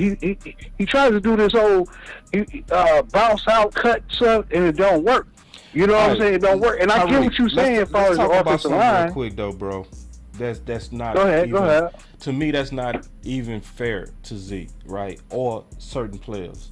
So when you somebody like Dez, right, who had ankle surgery, right, in 2015, he didn't have to. He elected to come back and play on that team to try to help us. And guess what? The media and the Dallas Cowboys called that year. I'm listening. Yeah, they said that basically it was a decline year. Like when players out there playing through injury, sometimes I think instead of saying they fall off, I think we got to call it what it was. He was out there balling and playing with a major injury, dog, and still was productive. So that's why I say the real question, me or you don't know the answer. Only the Cowboys know. Is that something, was his knee something that was a one-off? Or is it something that they can see being degenerative where it's going to start getting worse and worse as he plays? If the answer is yes, I agree with you. Move on.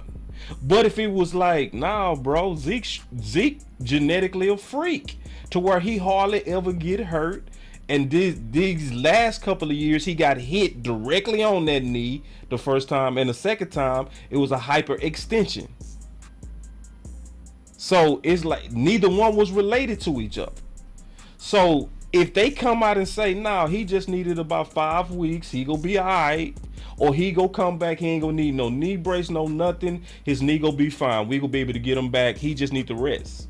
If that's the thing, I'm like, yeah. Because, see, people forget. You remember Gore. You know Gore. Yeah. Gore had 2 ACL surgeries, dog. And once he got going, he got better as he aged.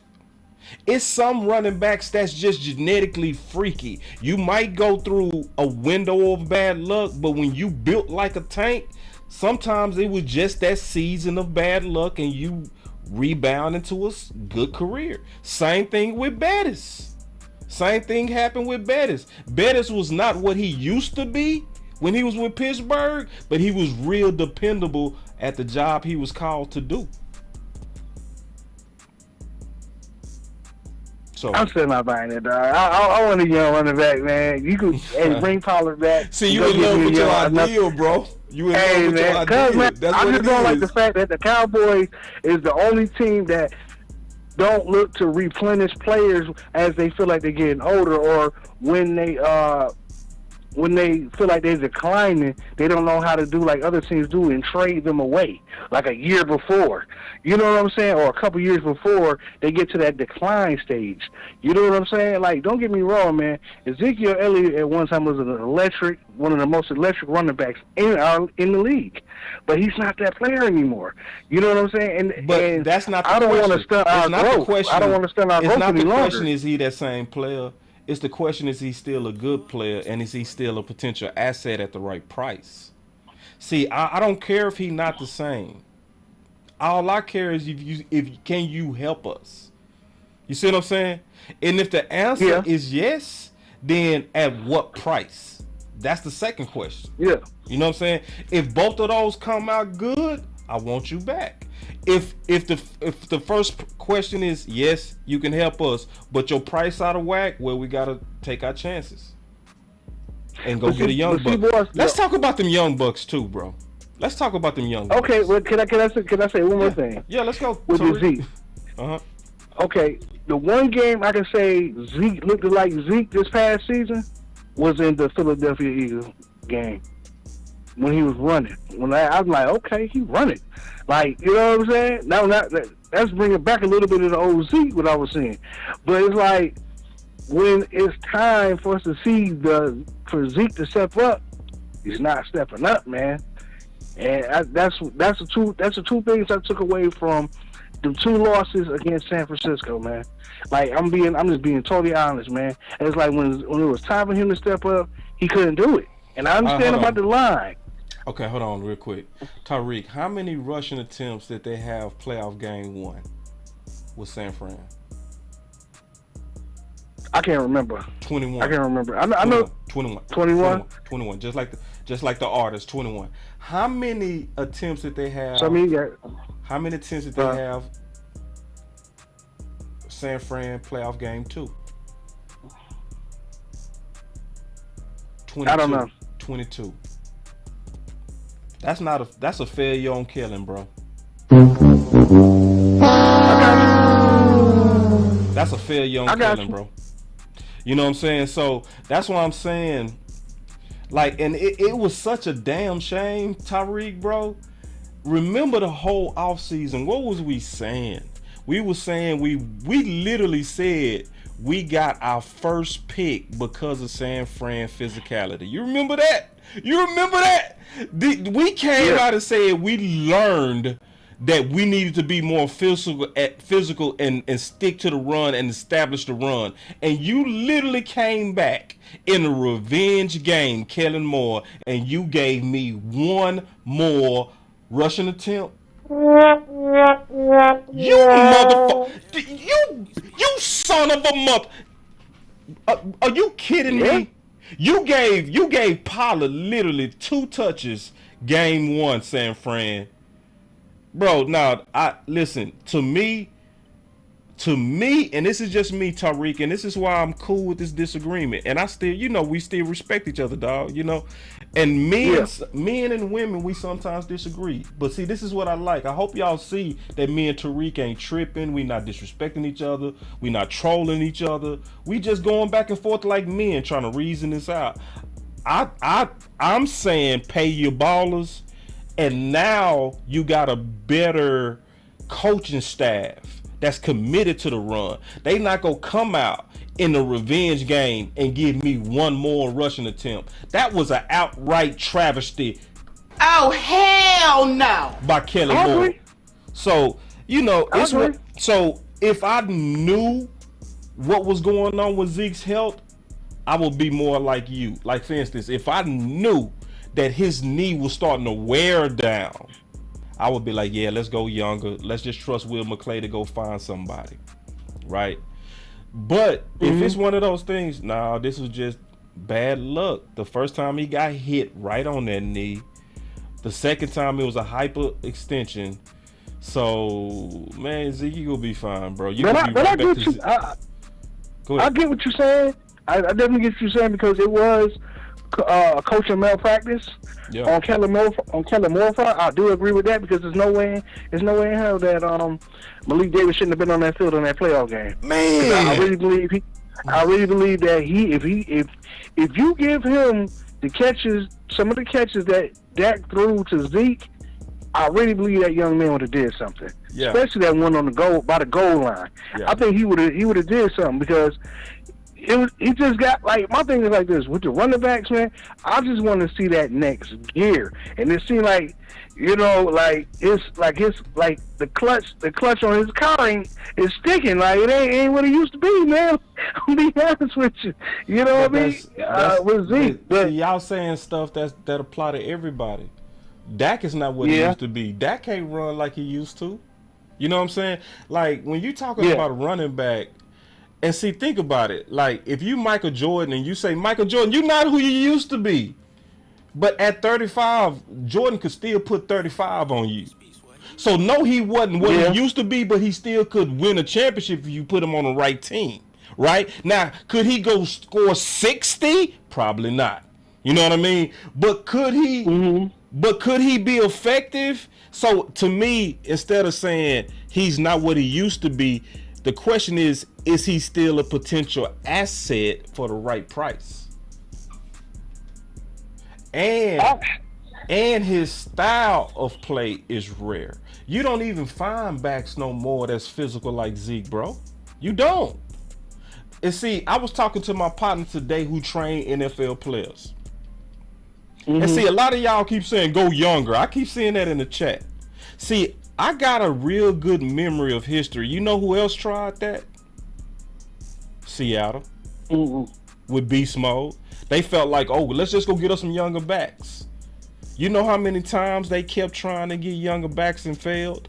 Because they couldn't replace Beast. They couldn't. And guess what? They even had to bring Beast back at an old age.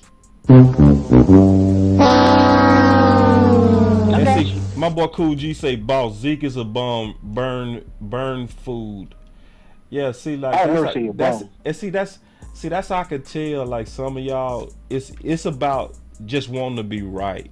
See, at least me and Tariq going back and forth on this, right? Some of y'all just, when you just don't have no real intellectual comeback, so you just make comments like he's a bum and this and that, you know, or boss, come on, man, like, bro, no, I'm making sense, dog. See, because this is the deal. So you telling me Aaron Jones was able to rework a deal and tank? See, one of the best questions that Law asked people, it went right over people's head. He said, who's more valuable, Tank or Zeke? What's your answer to that, Tariq? On this team, who's more valuable, Tank or Zeke? To me, I'll say, right now, I'll say Tank. I'll say Zeke. To me. Because of the points. 12 touchdowns? Okay. That's a lot of points. That's 84 points on the year, dog. That's 84 points. What was his yards for average? It was about 3.5, something like that. And what was Tony's? Tony's was much higher. But that's not the question. The question was Tank versus Zeke. And the reason why I asked that question is because if you was able to, if Tank was able to say, you know what, I didn't get y'all the sacks, so I'm gonna come down on my price so that I can get a price that's actually comparable to my play, right? We accepted that when Tank did it. Why are we saying I just won't accept it if Zeke does it? Like if Zeke, that's why I said I agree with you when you said at his current price.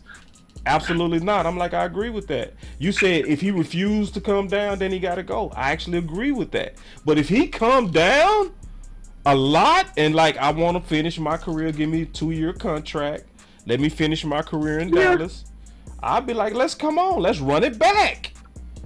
That's all I'm saying. Let's run it back. I agree with you on that. Yeah.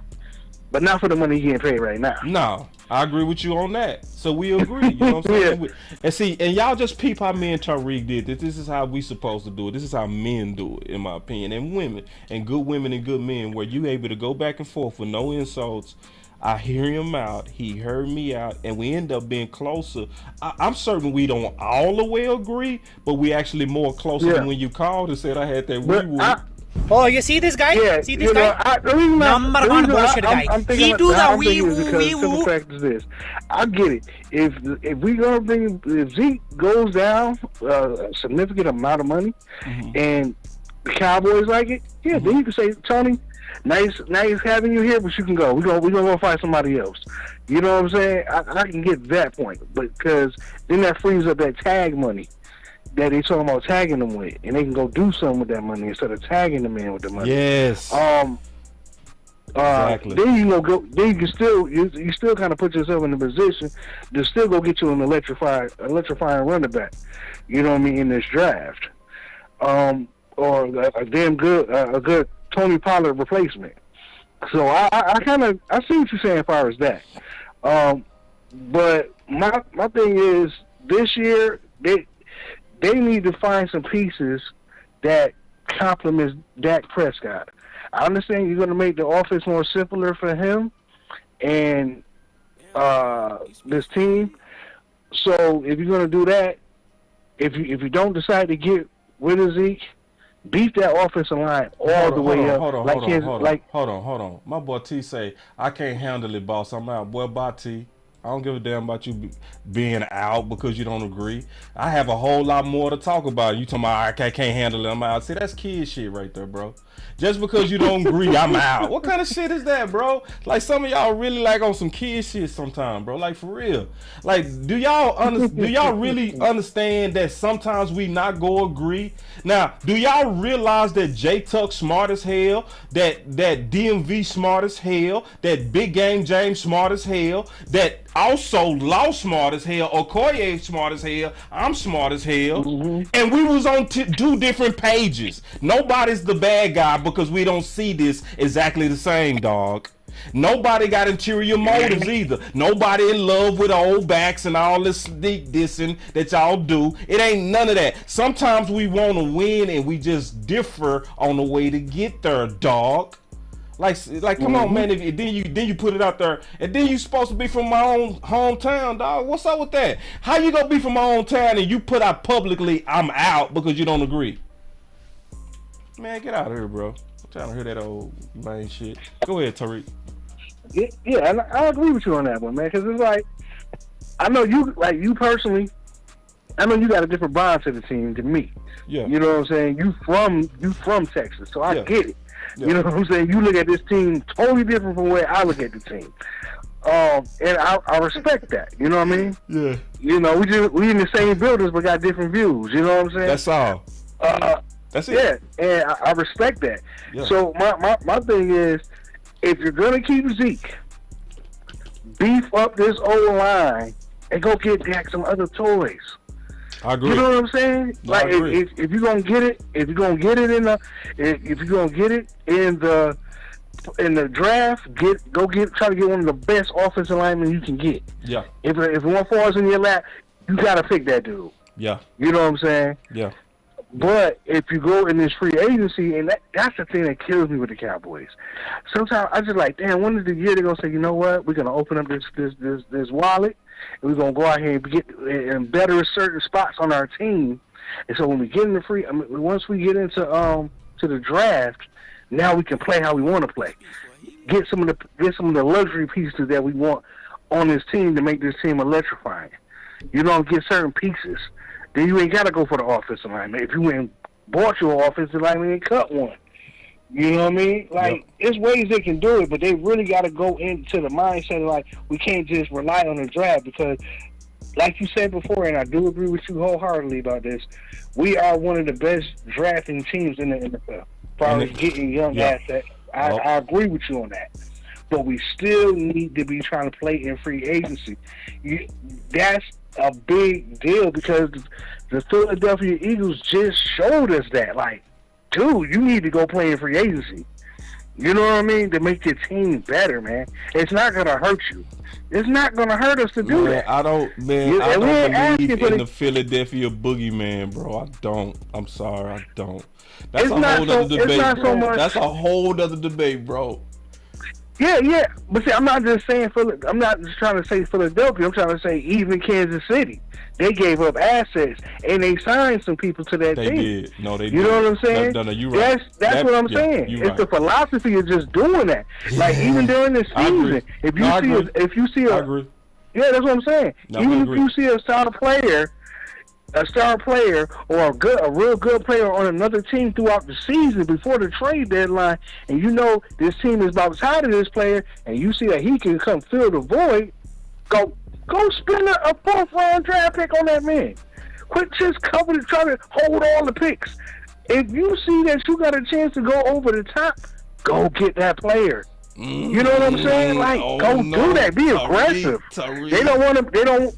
We gonna talk about that. Hey, man. Listen, let's pause this debate because now we lead into debate 2, and me and you go literally have a whole show, me and the Tariq show. That's what we need to have. That's what we need to change it to me and the Tariq show. I love the call though, big dog. Hey man, hold on, Tariq. Before you go. Make sure, because what you're talking about is I'm gonna be talking about on the Stephen Jones and his experiments or the real breakdown. So when you call in on that show, we go pick it back up where we left off on just what you were talking about. All right, that's my dog. All right, cool, man.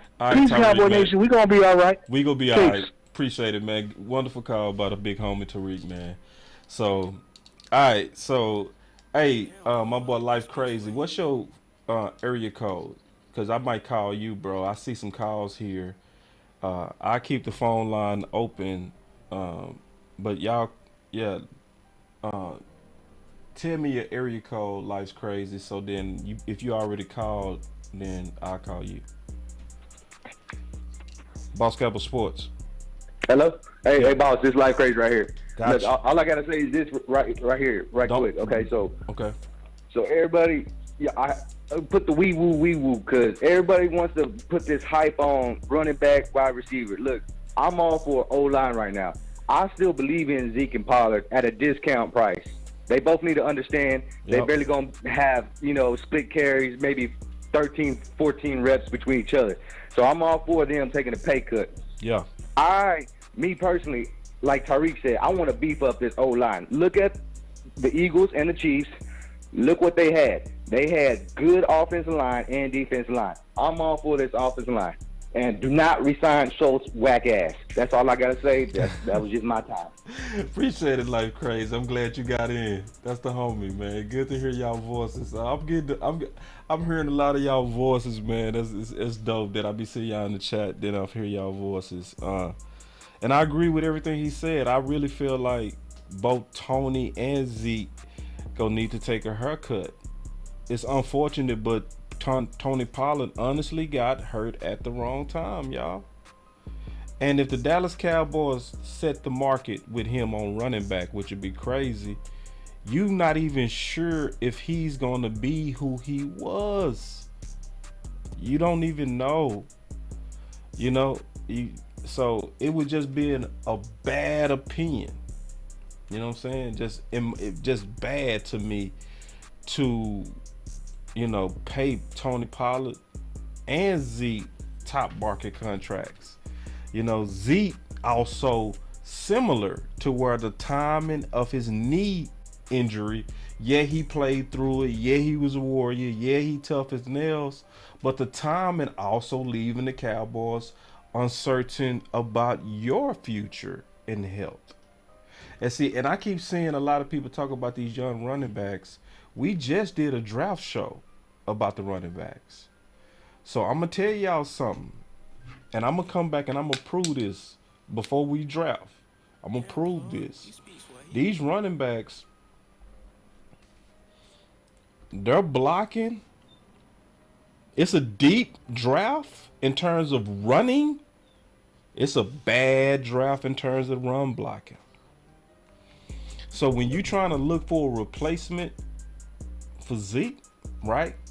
I want somebody as much as possible complimentary right now.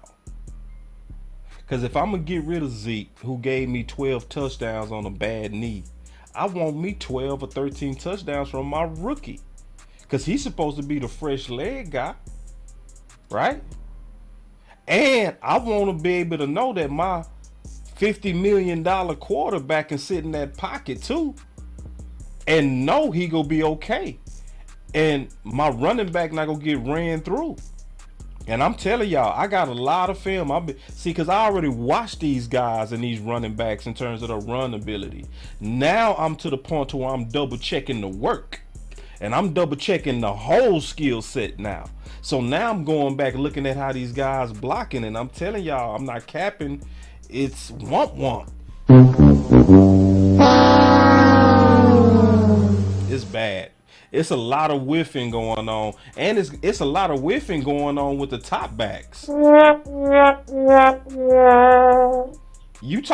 Put it like this: Tony Pollard right now block a lot better than a lot of these guys. Oh, hell no! Think about that. I'm dead ass serious too. If one thing y'all should know about me, I don't lie about what I see on film. And I don't kiss no ass. Yeah, do y'all see me sucking up to Bijan Robinson? Nope. Do you see me jumping on the hype train? Nope. Now, is he one of the best backs in this draft? Absolutely. Is he one of the better players in this draft? Absolutely. Is he generational like they saying? Oh, hell no! No, bro. No generational. Would he be a good asset for Dallas? Yeah. He would.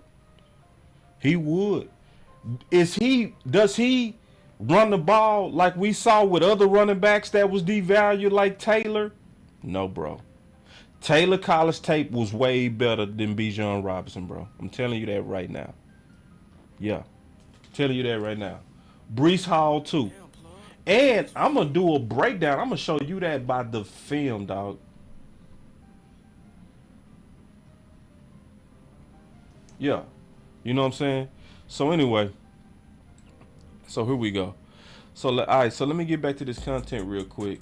Hold on. My boy Quincy called. So let me call my boy Quincy back because I'm pretty sure he got something good to say. I'm going to call back Coach. Listen, I told y'all we chilling today, bro. But I got a lot of good stuff to get to. Q, Coach. What's up, boss? All What's right. up? So I think we have some maybe uneducated viewers who don't understand O-line. Okay. So Zeke in 2016 and 2017, the O-line was more zone blocking. So when Zeke had 1,800 yards, when he had 1,700 yards, it was zone blocking, power zone blocking scheme. Well, when Kellen came in, as we all know, Kellen did not have a good running scheme. No. That's why we was upset. Yep. He did not know how to do that. Number two, this is facts. You can look at PFF, you can look at Pro Football Reference. Still was the best down blocking, run blocking right tackle in the game. So when he went down, if he's the best blocker, and you go into Tyler, who's the left tackle, oh, by the way, Tyler wasn't the best run blocker, but he was the best pass blocker. He was a top 10 pass blocker. So you put him on the right side. Okay? Mm-hmm. Number two, for those who don't play O-line, it's the reason why tackles block 250, 280 guys, and why guards handle 300-pound guys. Mm-hmm. Well, guess what we start asking our tackle to do? We start asking him to down block on a 300-pound guy. Tackles don't do that often. They are busy blocking 280, 250, 270. Now, you think that it's not easy blocking a 50-pound guy? Why don't you try it? Right. It's the reason why Zach Martin and why everybody wants Smith to be a guard, because he can block 330-pound guys and get them out the hole. Okay? Right. Mm-hmm. So, when Still went down, our run game stopped. Why? Because one of our best plays, you can go back and look at this, is when the tackle on the right side blocks down and what our center and guard pulls around. The reason why it was so potent is because Steele was able to get so much movement. When the running back came, he had a two-way go. He can cut it inside, cut it outside. Well, when we went to our Hall of Fame Smith, he wasn't getting the same movement. Many times he was getting allowing penetration. So it was only a one-way go. Oh, and by the way, I'm tired of people saying that I do believe we need to, get a left guard. Yep. But people keep saying we need to beef up. Well, last time I checked, we played Philadelphia twice. And now we're out here against them boys both times. In the playoffs, we played against San Fran, and we held up against them this year. Now, last year we got tore up. Now, the O-line wasn't the reason why we lost that game. Now, we know it. But the O-line this year, they had their own. So stop saying we need to beef up. Do we need a left guard? Yes. Do we need Steele to come back the way he was? Yes. Do we need our center to be who he is? Yes. Do we need our right guard to be who he is? Yes. But you talking about beef up? What are you talking about? Getting a left guard? Okay, fine. But if you're talking about replacing other guys, you don't understand. And the reason why all of us are excited about Schottenheimer and the new offensive line coach, because these guys are able to build running schemes. Yep. That's why we're excited. Yep. That's why we're excited. Yep. And then, I'm sorry, coach, this dude took a wide receiver and made this dude a efficient running back. If a coach can take a wide receiver and make him to a good running back, dog, I want him as my coach. Because I've tried to do it as a coach, and you can't do it. Why? Because a wide receiver is not used to going through crowds. They're just not. Yep. So I mean, I just have to say that, like I said, I want them to beef up the wide receiver core, because that's what we're lacking more than anything else. Yes. And like me, you talk about on Twitter, there's like 3 or 4 good guards that you can get in the first 2 rounds. I know you're going to talk about that on the draft show. Yep. But as far as wide receivers, you got to get it early. You got to get in the first 2 days. You got to, bro. But as far as a guard, man, it's good guards all through this draft this year. It is. And see, that's key what you said, Quincy, and Coach Quincy. I don't mean to disrespect you by calling you just by your first name, but Coach, the thing is, when you're doing the draft work, you start getting a feel for what's deep and where you can actually kind of sit back and not panic, right? So you sent me clips on Twitter and I highlighted those guys. I'm still doing more and more homework, but I'm just like you, Coach. How do we see running back is deep? Offensive, especially combo offensive linemen, that's this draft, bro. Especially round 2, 3, 4. Oh, man, there's so many of them dudes, bro. Like, real talk. So now I'm like you. I don't see the panic at rebuilding. I actually think we're very steady. I still say sign McGovern. Like when they talking about sign our own guys, sign him so we can go true BPA in the draft. If you sign Zeke, you don't feel like you have to reach for a running back. You can just sit back. You can just chill. No panic. You just getting the best players. The one person that we would have to reach for if the draft was tomorrow would be a receiver. Just period. Period. But last but not least, as Cowboys fans, we all should remember our last 2 quarterbacks, Tony Romo and the one we have now. Both of them got hurt most of the time because the running back missed a block. And so don't tell me it's not important for the running back to block. Because as Dallas Cowboys fans, and I was a Tony Romo fan, his career was ended because the running back missed his damn block. Yep. That's all I got to say. So if y'all go through all these fake evaluators on your channel, as y'all evaluating these backs, y'all better look at that, because Bijan Rob, he don't want no smoke. He ain't about to smoke. I like him, but he ain't about to smoke. Go look at the film. Oh, by the way, guys, go look at the Oklahoma film. He wasn't about that life. My bad. Go look at the Alabama film. When Texas was winning, the reason why the quarterback got knocked out was because Bijan Rob. Go look at it. I ain't making this up. Don't gonna lie. Hey, we not lying, bro. We telling the truth, bro. So I like Bijan, but don't expect that on third down he's gonna block. Because if I'm a deep coordinator, I'm sending my linebacker. Ooh, because I know he'll want smoke. Bro, I said the same. Promise you that. Yes. Ooh. All right. So we giving for a warning, coach. We telling them. See, hey, now, check this out. Check this out. It took Pollard. This is facts. It took Pollard 3 years to be a comparable blocking back. 3 years. 3 years. 3 years, guys. Not one, not two, 3. Yeah. Oh, and then it's kind of funny that his last year, this year, was his best year blocking. Why? Because that money. Ooh. He knew that if he wanted to get paid, he had to show that he can block. I ain't never seen Caleb Pollard so willing to block until this year. That's what happens when it's time to get paid. You do stuff that you don't want to do. Man. Be careful what you want, because the first 3 years, before his fourth year, he was a so-so. But this year, Caleb Pollard, he was sticking his neck in there and everything else. It's kind of funny when you try to get paid number one running back money, what you going to do be a number one running back. Oh, man. Good call, bro. I appreciate it, Coach. I appreciate it, man. Anytime, man. Oh, man. How you doing, boss? Hey, listen, that's my boy. Listen, and what's crazy is me and him, who y'all just heard from, we was rivals in high school, and he was one of the few dudes that I could look across the field and I would see my friend that was on the phone, Coach, right?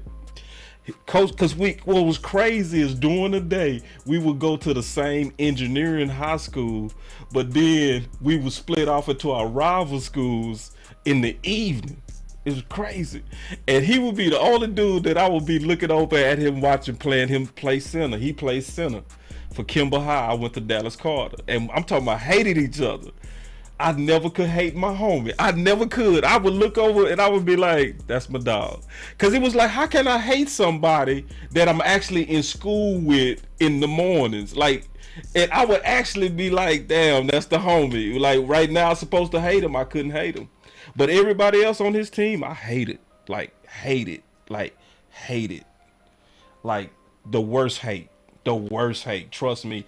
And he felt the same way. He felt the same way, but listen, that's who just called in. He played a lot. He also played college. He also coaching right now. So we got a lot of coaching talent that call in the Boss Cowboy Sports. And like crazy, I'm with you on the offensive lineman. But as we go forward, let's start actually looking at names, because right now what's happening, it seems like a lot of us in love with the idea. At some point, we got to break it down to what name, what first round lineman by name do you want? Who fits? So when we get to the offensive line portion of the draft show, we gonna have this talk, and I want everybody to have a list out of who we should target round 1, 2, and 3. All right. Now check this out. Now we finna get into the sauce. Now all of that, it was crazy. We wasn't even at the sauce. So now we at the sauce. So we talked about keeping our ballers. Another baller was McGovern, right? Now he ain't absolutely the baller. And we also did get a super chat by Shannon, and he asked a question about talking about Hendershot. So I'm getting ready to talk about Hendershot right now, which is crazy that your super chat was right where I was getting ready to go. So my strategy will be, first, keep the ballers, okay? But if certain ballers gotta go, where they have to go, you want to get rid of ballers in deep rooms, and you want to clean out deep rooms that have backups with quality reps. So let me just add that real quick to the presentation. I need to add with quality reps. Hold on. Flying the plane. Back. Hold on, man. Backups with quality reps. See, those are the people you want to hang on. All right, so we gonna talk about that. All right. So in my opinion, if we trying to go all in. All right.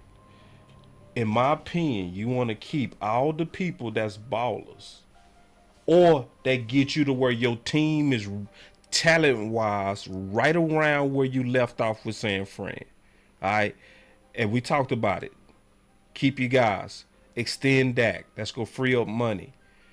Get the guy that gave you 12 touchdowns. All right. You know, all of that type of stuff. Donovan Wilson, a Pro Bowler, balling. Fowler, balling. You keep him, you know. But the guys that we want to clean out, just keeping it real. Number one on my list is Schultz. It's not saying that Schultz is not a good player. Schultz is a good player, but the problem now with Schultz is what made you a superstar under Kellen Moore, it's now gone. Okay?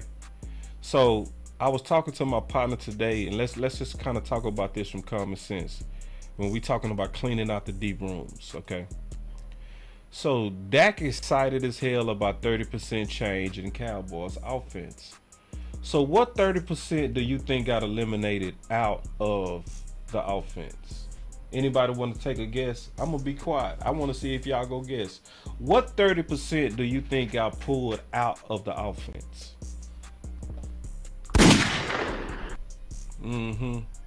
Anybody want to take a guess what 30% likely got pulled out? I'm really waiting. Yep. I see y'all answers. I'm waiting to see. And it's amazing that Coach Quincy and Life Crazy both said it at the same time. I want to see if y'all guess though. Everybody guessing the same thing. I swear I didn't give no answers to this. This is why I love Cowboy Nation, bro. Right here, bro. Look at this. Life Crazy, option routes, right? Then Quincy, Coach Quincy, who was just on the phone. What'd he say? Option routes, right? And then Kilo, option routes. oh man. And then let me see, Kenneth Richardson, option routes. You know what I'm saying? And then my boy Landlord, he funny, he say dumb routes. And then the Truth MVP, option routes. Yeah, KD, option routes. Yeah. And then the Shannon say pass. And then LaDonna said option routes. We know what 30% got taken out. Them option routes. I didn't give nobody no answers. I said I'm gonna just sit back. I want to see what y'all say. 100% almost. Close to 100%. He's around 80 to 100% almost saying option routes. That's crazy, dog. So that's where Schultz flourished. That's where he flourished. If there was any reason to keep him, it would have been his chemistry with Dak and those option routes. But since we likely eliminating those option routes, and I'm talking about where we need to basically go all in, well, you gotta allocate resources to where it makes the most sense.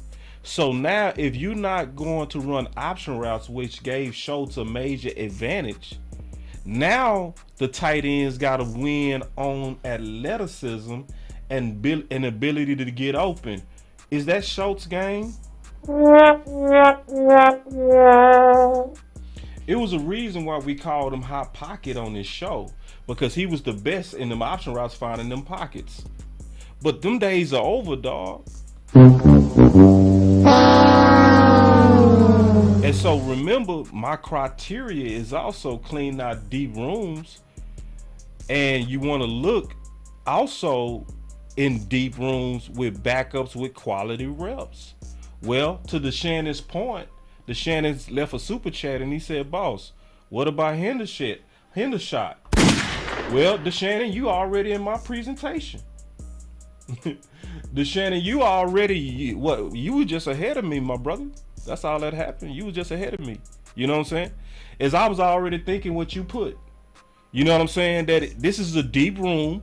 So, and the backups got quality reps. All of them. Jake Ferguson too, dog. Come on now. So you got Jake Ferguson. And on top of that, you still got Sean. Man, bro, if you don't go sit down, like, and Schultz, it's not saying that he not a good player. He a good player. It's just that you no longer fit. You can't handle the truth. And if Stephen Jones signed him, he did it because he got them favorites again. It's one of those experiments. And see, we go talk about that. Remember, y'all go like that show when I talk about them Stephen Jones experiments. If they sign back Schultz, it's Stephen Jones on one of his old crazy experiments. Because all logic say you shouldn't bring him back. So y'all can't wait to do that show. I'm doing that show likely on Wednesday. I might do it on Tuesday. But listen, y'all come back for that show. That's going to be a dope show. Trust me, because I'm going to break down Stephen Jones. And I'm not going to be going bad on him. But he really is the breakdown to the entire team, dog. I'm going to explain it too. I'm pretty sure ain't nobody going to explain it like I'm explaining it too. But it's his experiments, bro. That's all it coming down to is he gets so bogged down. He get like some of y'all, because I see what's going on with some of y'all. Some of y'all fall in love with your idea, so it's hard for y'all to divorce it. See, I'm man enough to say that I got smarter from listening to Law and Okoye. I know I'm supposed to sit like I'm the king of the food chain, like I got all the answers, but I don't. I learn a lot from my counterparts. And I sometimes got to sit back and listen. And as I listen to Law, and I listen to Okoye, and I listen to everybody, I listen to all sides on it, I came away like, they refined me. Can I say that? Can I just go and say that? It doesn't take away from me to just keep it real that I was refined listening to my brothers. You know what I'm saying? See, some of y'all can't do that. And Steven, I think, struggles with that. He's one of those that falls in love with his ideas to where he don't know when to divorce it and say, okay, you right. You right. You know what I mean? We gonna talk about that. That's a whole nother show. But this is a room for show to me. If we talking about all in, it's not, and that's why Tyreek was right. Tyreek said what? Some guys we pay, we shouldn't pay. Can y'all clap it up for Tyreek? Huh? Let's clap it up for Tyreek, because that was a great comment. Clap it up. That was a good comment.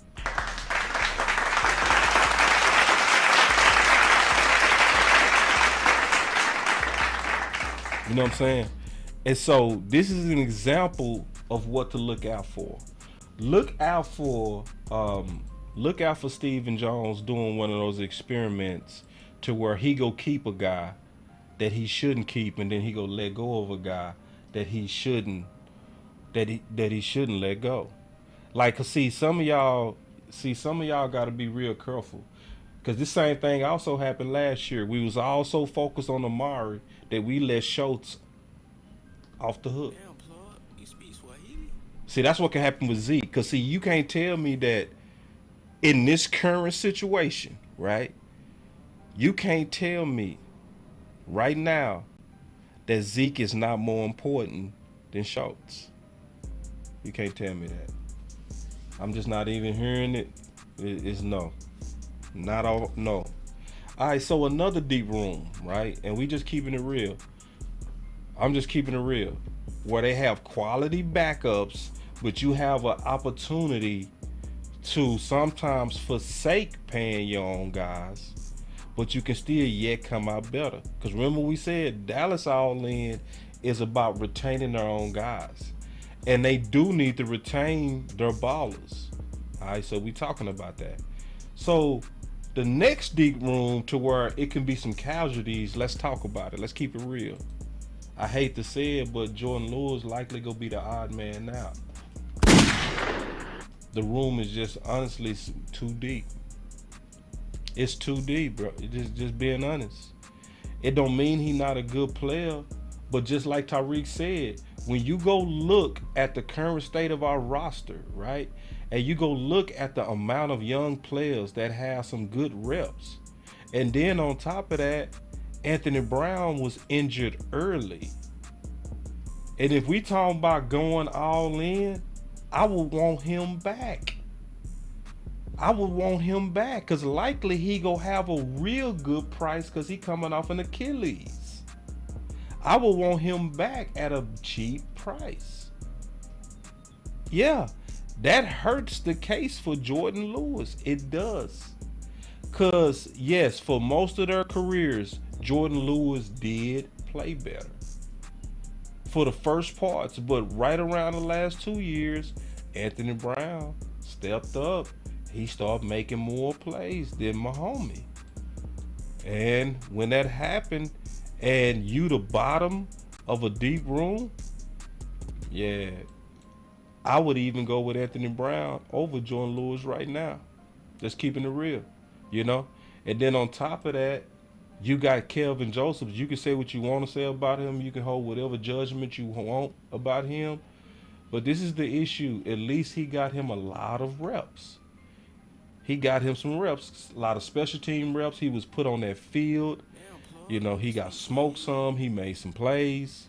Then on top of that, you got Nashawn Wright. I mean, come on, bro. I mean, that's a lot of experience. And you got these dudes going into year 3, year 4. You know what I'm saying? And yes, and this is a good question by DeShannon. I like this question. He said, what about Boss Man Fat? Give him 1 more year?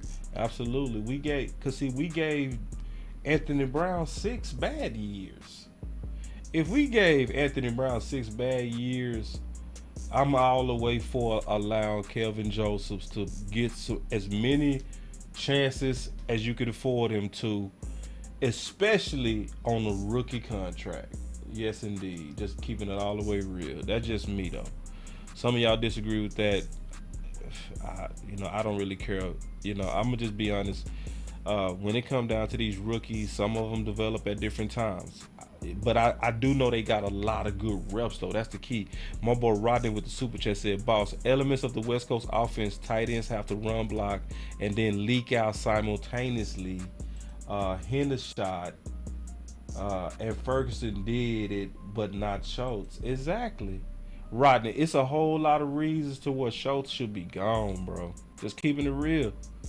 And see, we talking about this all in because I feel like the Dallas Cowboys should go all in by, retaining their guys. But to Tariq's point, not everybody. Just keeping it real.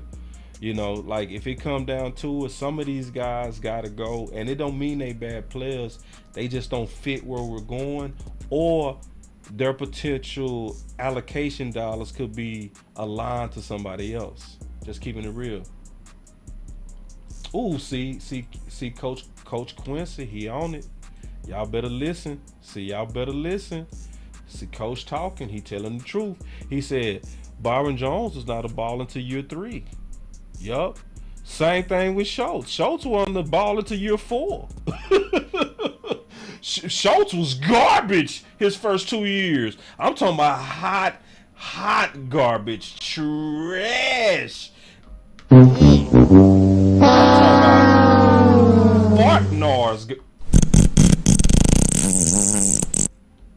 about wet fart. Like, yeah, Schultz was totally boo-boo. Yeah, real talk. So check this. So looking at other rooms, and then on top of that, add Bland. So you got Bland, and then you had Israel playing the nickel late. Good, bro. Yeah. So see, when I say all in on your players, I ain't talking about everybody. Some people not gonna make it. They just not gonna make it, and it's not. I'm gonna keep saying this. It don't mean they bad players. You just gotta clean out the rooms that's deep, and especially when those backups have quality reps. I'm sorry, bro. This is the business of football. Yeah. And then DeShannon with the super chat, he said, "Yeah, that's why you have to give Boss Man time." Yeah, that's true. That's true. You really do have to give him time. That's true. Some people take 2 years. Some people are instant like Zeke and Dak and Bland, but most people not. See, yeah, every now and then Blands fall out the sky and you get a 5th rounder that's literally playing like a 1st rounder. Yeah, that happens. Every now and then you get somebody like a Dak that'll come on and break all types of rookie records. Yeah, that happens, but it's not normal. Everybody else got to develop. So we was also talking about deep rooms, right? So then it's the question, we already kind of talked about this, but I was going to bring this up in my presentation. Is the running back room deep? I say no. It's actually unsure. So that's why Zeke to me is not a target and shouldn't be a target. It's other people that's targets before him. But what's likely going to happen is we going to spend all our energy on him versus looking at the people and that should be the first on the list. Schultz should be the first on everybody's list. But you know who the first people on most people's list?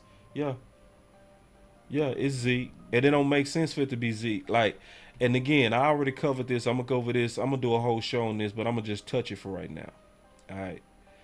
So with Pollard coming off the surgery, yeah, you want to try to, as much as possible, keep the items around him that's going to limit his touches and allow him to gradually work back into his game coming off that surgery. To me, right now, that's Zeke. It's going to take some awareness. We already talked about this, but everybody got to be willing to take a haircut. Zeke was playing on a bad knee. Tony ended up having to have surgery. Both of them have injuries at the wrong time. That affected them. And then on top of that, yes, you want quality reps in the running back room, but let's be honest, Malik Davis, he's good and showed a lot of flash, but he didn't get a lot of reps. You know what I mean? He didn't. And on top of that, let's also keep it real about one other thing that you hear nobody talking about with Malik Davis. Nobody talks about his frame. Like, nobody talks about his frame, Coach Quincy. Nobody talks about the frame. And see, everybody that's like, get rid of Zeke, a bell cow, a dude who can literally on one leg still get you 1,000 yards, right? Still, right? But a lot of people, they in love with the idea that you can just throw them away, just give those reps to Malik Davis and Pollard, and we're going to be fine. We're going to live happily ever after. Nothing's going to happen. Everything is going to be fine. No, bro, you better look at them frames. Everybody is not made and built for the tough yards of Zeke. And also, don't fall for higher averages, because a lot of people look at the average, boss. Go look at the average, boss. Go look at what Malik Davis and Pollard average, boss. Go look at what Randall averaged when he was playing with DeMarco Murray. Yeah, Randall had a way higher average than DeMarco Murray. But if you go look who had the tough yards and who was the closeout back, which is going to hurt your average, it was DeMarco Murray. Yeah. So see, that's why you can't just look at numbers. You gotta be able to interpret the numbers. You gotta be able to look at the numbers in context. You know what I mean? So to me, that room is something that you keep together. To me, going all in, just keeping it real, is trying to work it out with Zeke. And really try. And when I say try, I mean try. See, I ain't talking about throw out some insulting offer and be like, we can just replace you. Because we might. And I'm going to say this tomorrow when I talk about Zeke. I'm going to make this real clear. There's nobody better at replacing players than the Cowboys. We've shown that. We the best replacement team in the league. Nobody replaced players like Dallas. We are the best at that. Will McClay is the best, but yet it's still a gamble. Let's keep going. Let me talk about another room. That's a deep room. Cleaning out deep rooms, okay? Another room that I keep hearing people talk about that I don't agree with, and maybe we can fight this out. But I don't think it's time to get rid of Tyron Smith.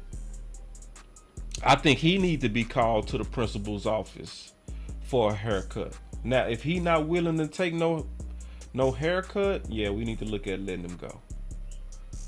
We need to look at letting him go. But if he willing to take a haircut like Tank, yeah, he valuable. He's very valuable. More so, in my opinion, he's valuable because of the situation we sitting in with Steele. That's what make him so valuable. We need time for Steele to come back. And I don't want Steele to feel like he got to rush to come back. He too good of a player. I don't want Steele to go through that Gallup BS, right? To where we got rid of Amari, so we so stupid. We trying to rush Gallup out there way before he's ready. And then at the end of the season, you hear about Michael Gallup had to have cleanup surgery. Yeah, no wonder. Because y'all had to rush him out there because y'all was premature in getting rid of Amari. You see what I'm saying? So, like, I want, like, because of Steele out makes it to where you have to consider keeping T. Smith. And he's part of the all-in strategy. I swear. That's what I'm saying. Yeah, he's part. Now, this is the deal, and I mean this. If Steele was healthy, and we had Matt Lewesko and Ball, I would be like, yep, move on. Move on. We don't need T. Smith. But see now, no, not with Terrence Steele out. As long as Terrence, when Terrence Steele went down, that helped T. Smith. And I almost guarantee you T. Smith, I already know it's time for him to play the Bettis role. He know he at the end of his career. And he like, I want to finish out in Dallas. I know that's what he thinking. And if you want to finish out in Dallas, the best thing for you to do, big dog, just keeping it all the way real, is be the swing. Take a pay cut and be the swing. Yep. My boy said, how you doing tonight, Boss Cowboy? I want to draft a young offensive lineman in the second round. You're the best. Keep up the work. I appreciate that, big dog. And listen, man, and like, because right now we all saying stuff like, I want to draft I want us to get to the point. It's early, but eventually let's start talking about particular names. Because right now, some of us, we in love with the idea of, okay, this is a first round lineman. That means everything is going to be okay. But I've been doing draft content for over 6 years now. And I can tell you every class is different. Every class is different, right? There are certain classes. So I'm going to put it like this. Steele class was one of the best tackle classes of all time, bro. That's why he was an undrafted free agent. In a normal tackle class, Steele at worst would have been a third rounder. But he was in a freakish tackle class. Put it like this, the first 3 tackles in his class broke all-time measurement records. All time. So it's not just as easy as draft a offensive lineman in the first or second. Let's start identifying who would that person be. So that does require homework. You got to get in the lab. You got to go look at some guys, because other than that, that wouldn't be contributing like real good quality content to the nation if we just leaving it like, I want to draft a position and not a particular group of guys that's going to be there at our pick. So, but this is a room that I'm saying with Tyron Smith, he's a part of the all-in strategy. You do pay him, but you call him to the principal's office. You say, hey, I need you, T. Smith. I need Zeke. I need Pollard. I need all of y'all to report to my office. I need all of y'all. I need to have a conversation because I want y'all. I don't want to insult y'all with some offers, but we're going to have to work together on this. We're going to really have to work together on this because I'm not going to be able to keep everybody at your current rate. I'm gonna just look you dead in your face. I'm gonna be all the way honest with you. I'm gonna need you to take a haircut because we want you to be the mentor to our young guys. We want you to retire in Dallas. I do. Zeke, I want you to retire in Dallas. But I need you at a limited role, and I also need you at a limited price. Now, if you do feel like you got more in the tank, we can give you a 1-year deal, right? Or a 2-year deal where we can get out of it in 1 year. And if it end up being the fact that your knee was just bad luck, then you can make the case with your play that the knee injuries were one-offs. And if that's the case, then we'll talk about contracts and allowing you to hit free agent to where you can maybe get more money, you know. But we want to work with you. I think they should do Zeke like that on the all-in strategy. I think they should do T. Smith like that. I also think they need to do Pollard like that. And it need to be understood, man. Everybody gonna have to take a haircut. That's just what it is. That's how I see it. So I'm gonna take a couple of more calls, man. Just talking about the all-in strategy, because to me, the key to the all-in strategy is this: if you all in, don't get rid of the ballers. That's the main thing I'm gonna say about this all-in strategy. Because a whole lot of people, like my boy Tyreek, me and him talk a lot. A lot of Cowboy fans, I think they believe that the key is finding that one key person on the outside to get us over the hump. I don't even think it's that anymore. I think what it is don't get rid of people that's already having us over the hump. That's the key.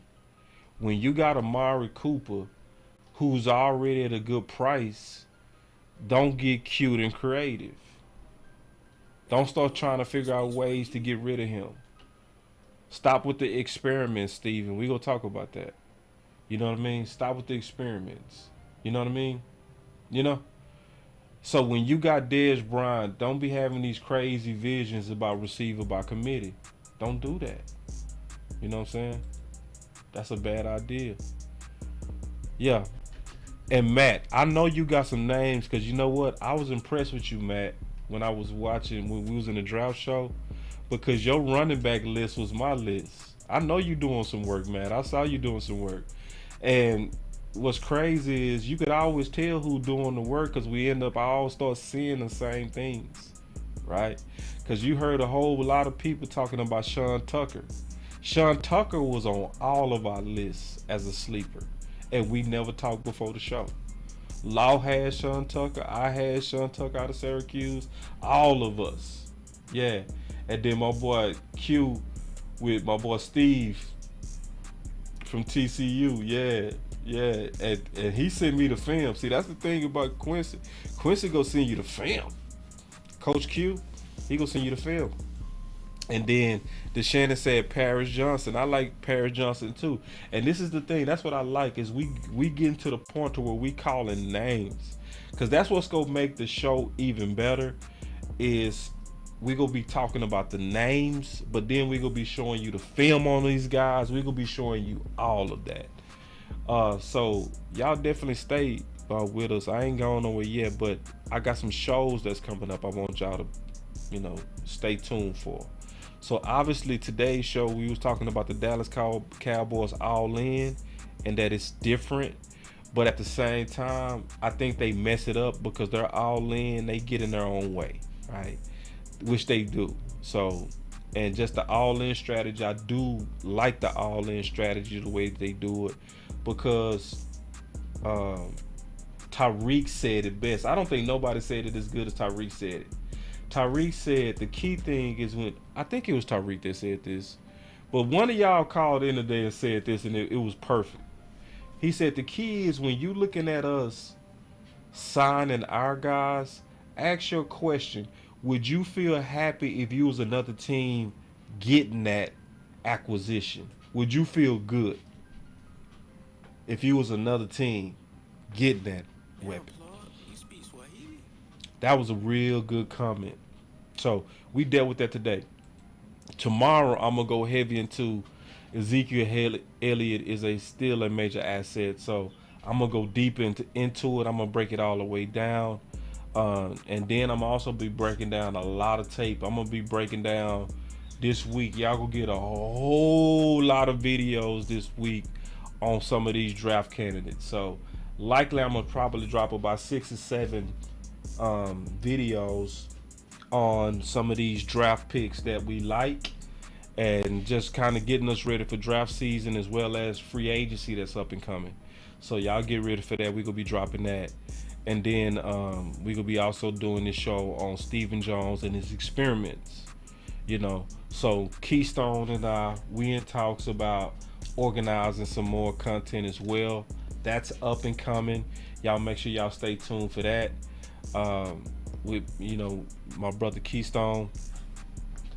And then obviously Candy and Boss Candy, we ain't stopped.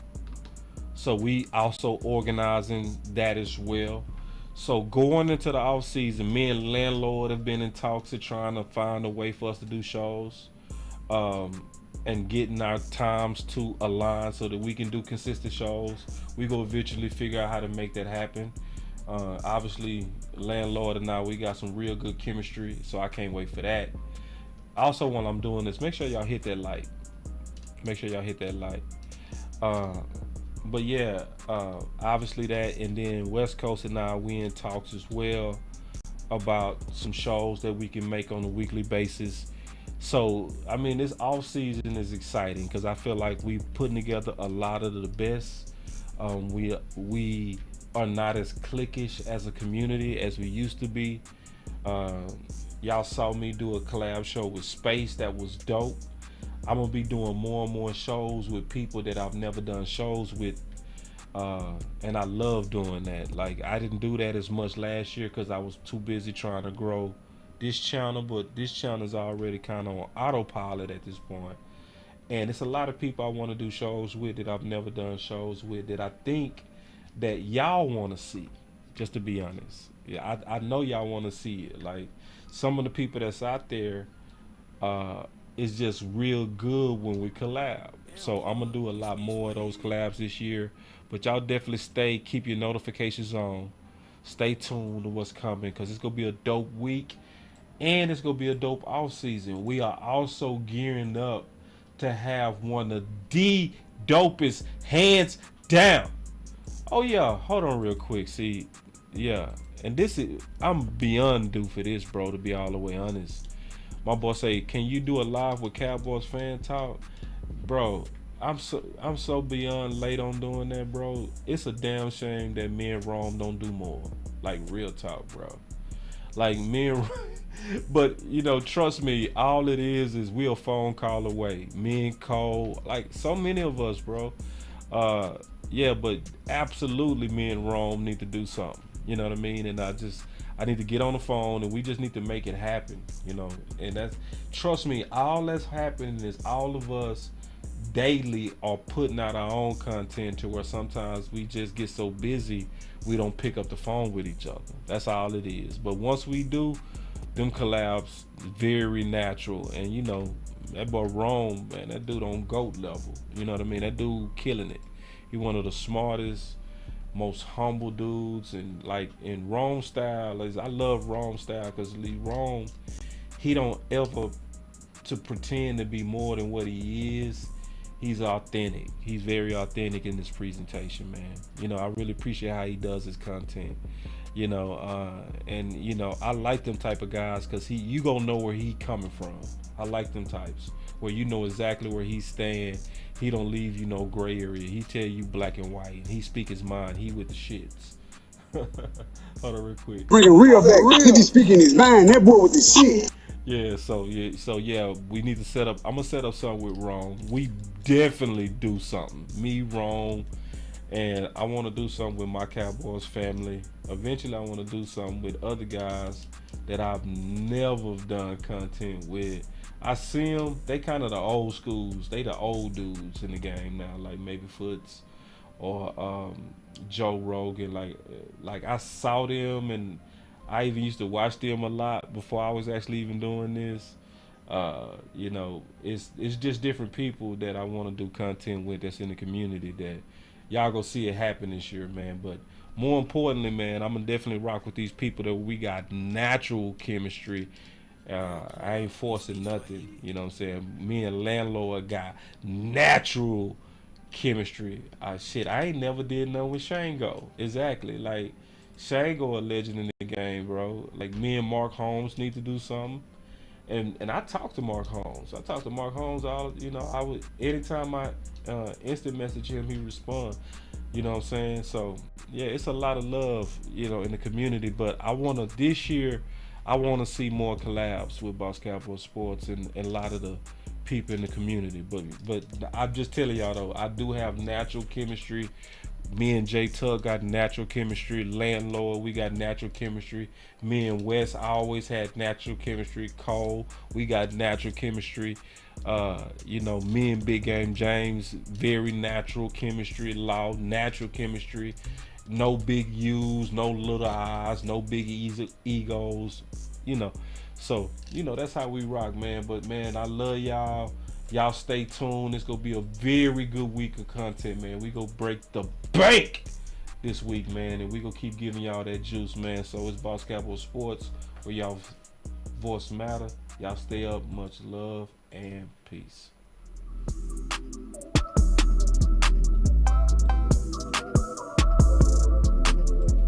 Let's run it up.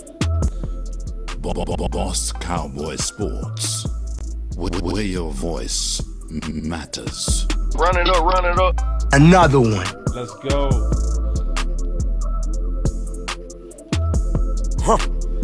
Bringing real back. He be speaking his mind. That boy with the shit. Run it up, run it up. Let's get it. I need that cash pronto. I need the cash pronto. I don't throw interception like Romo. Let's go.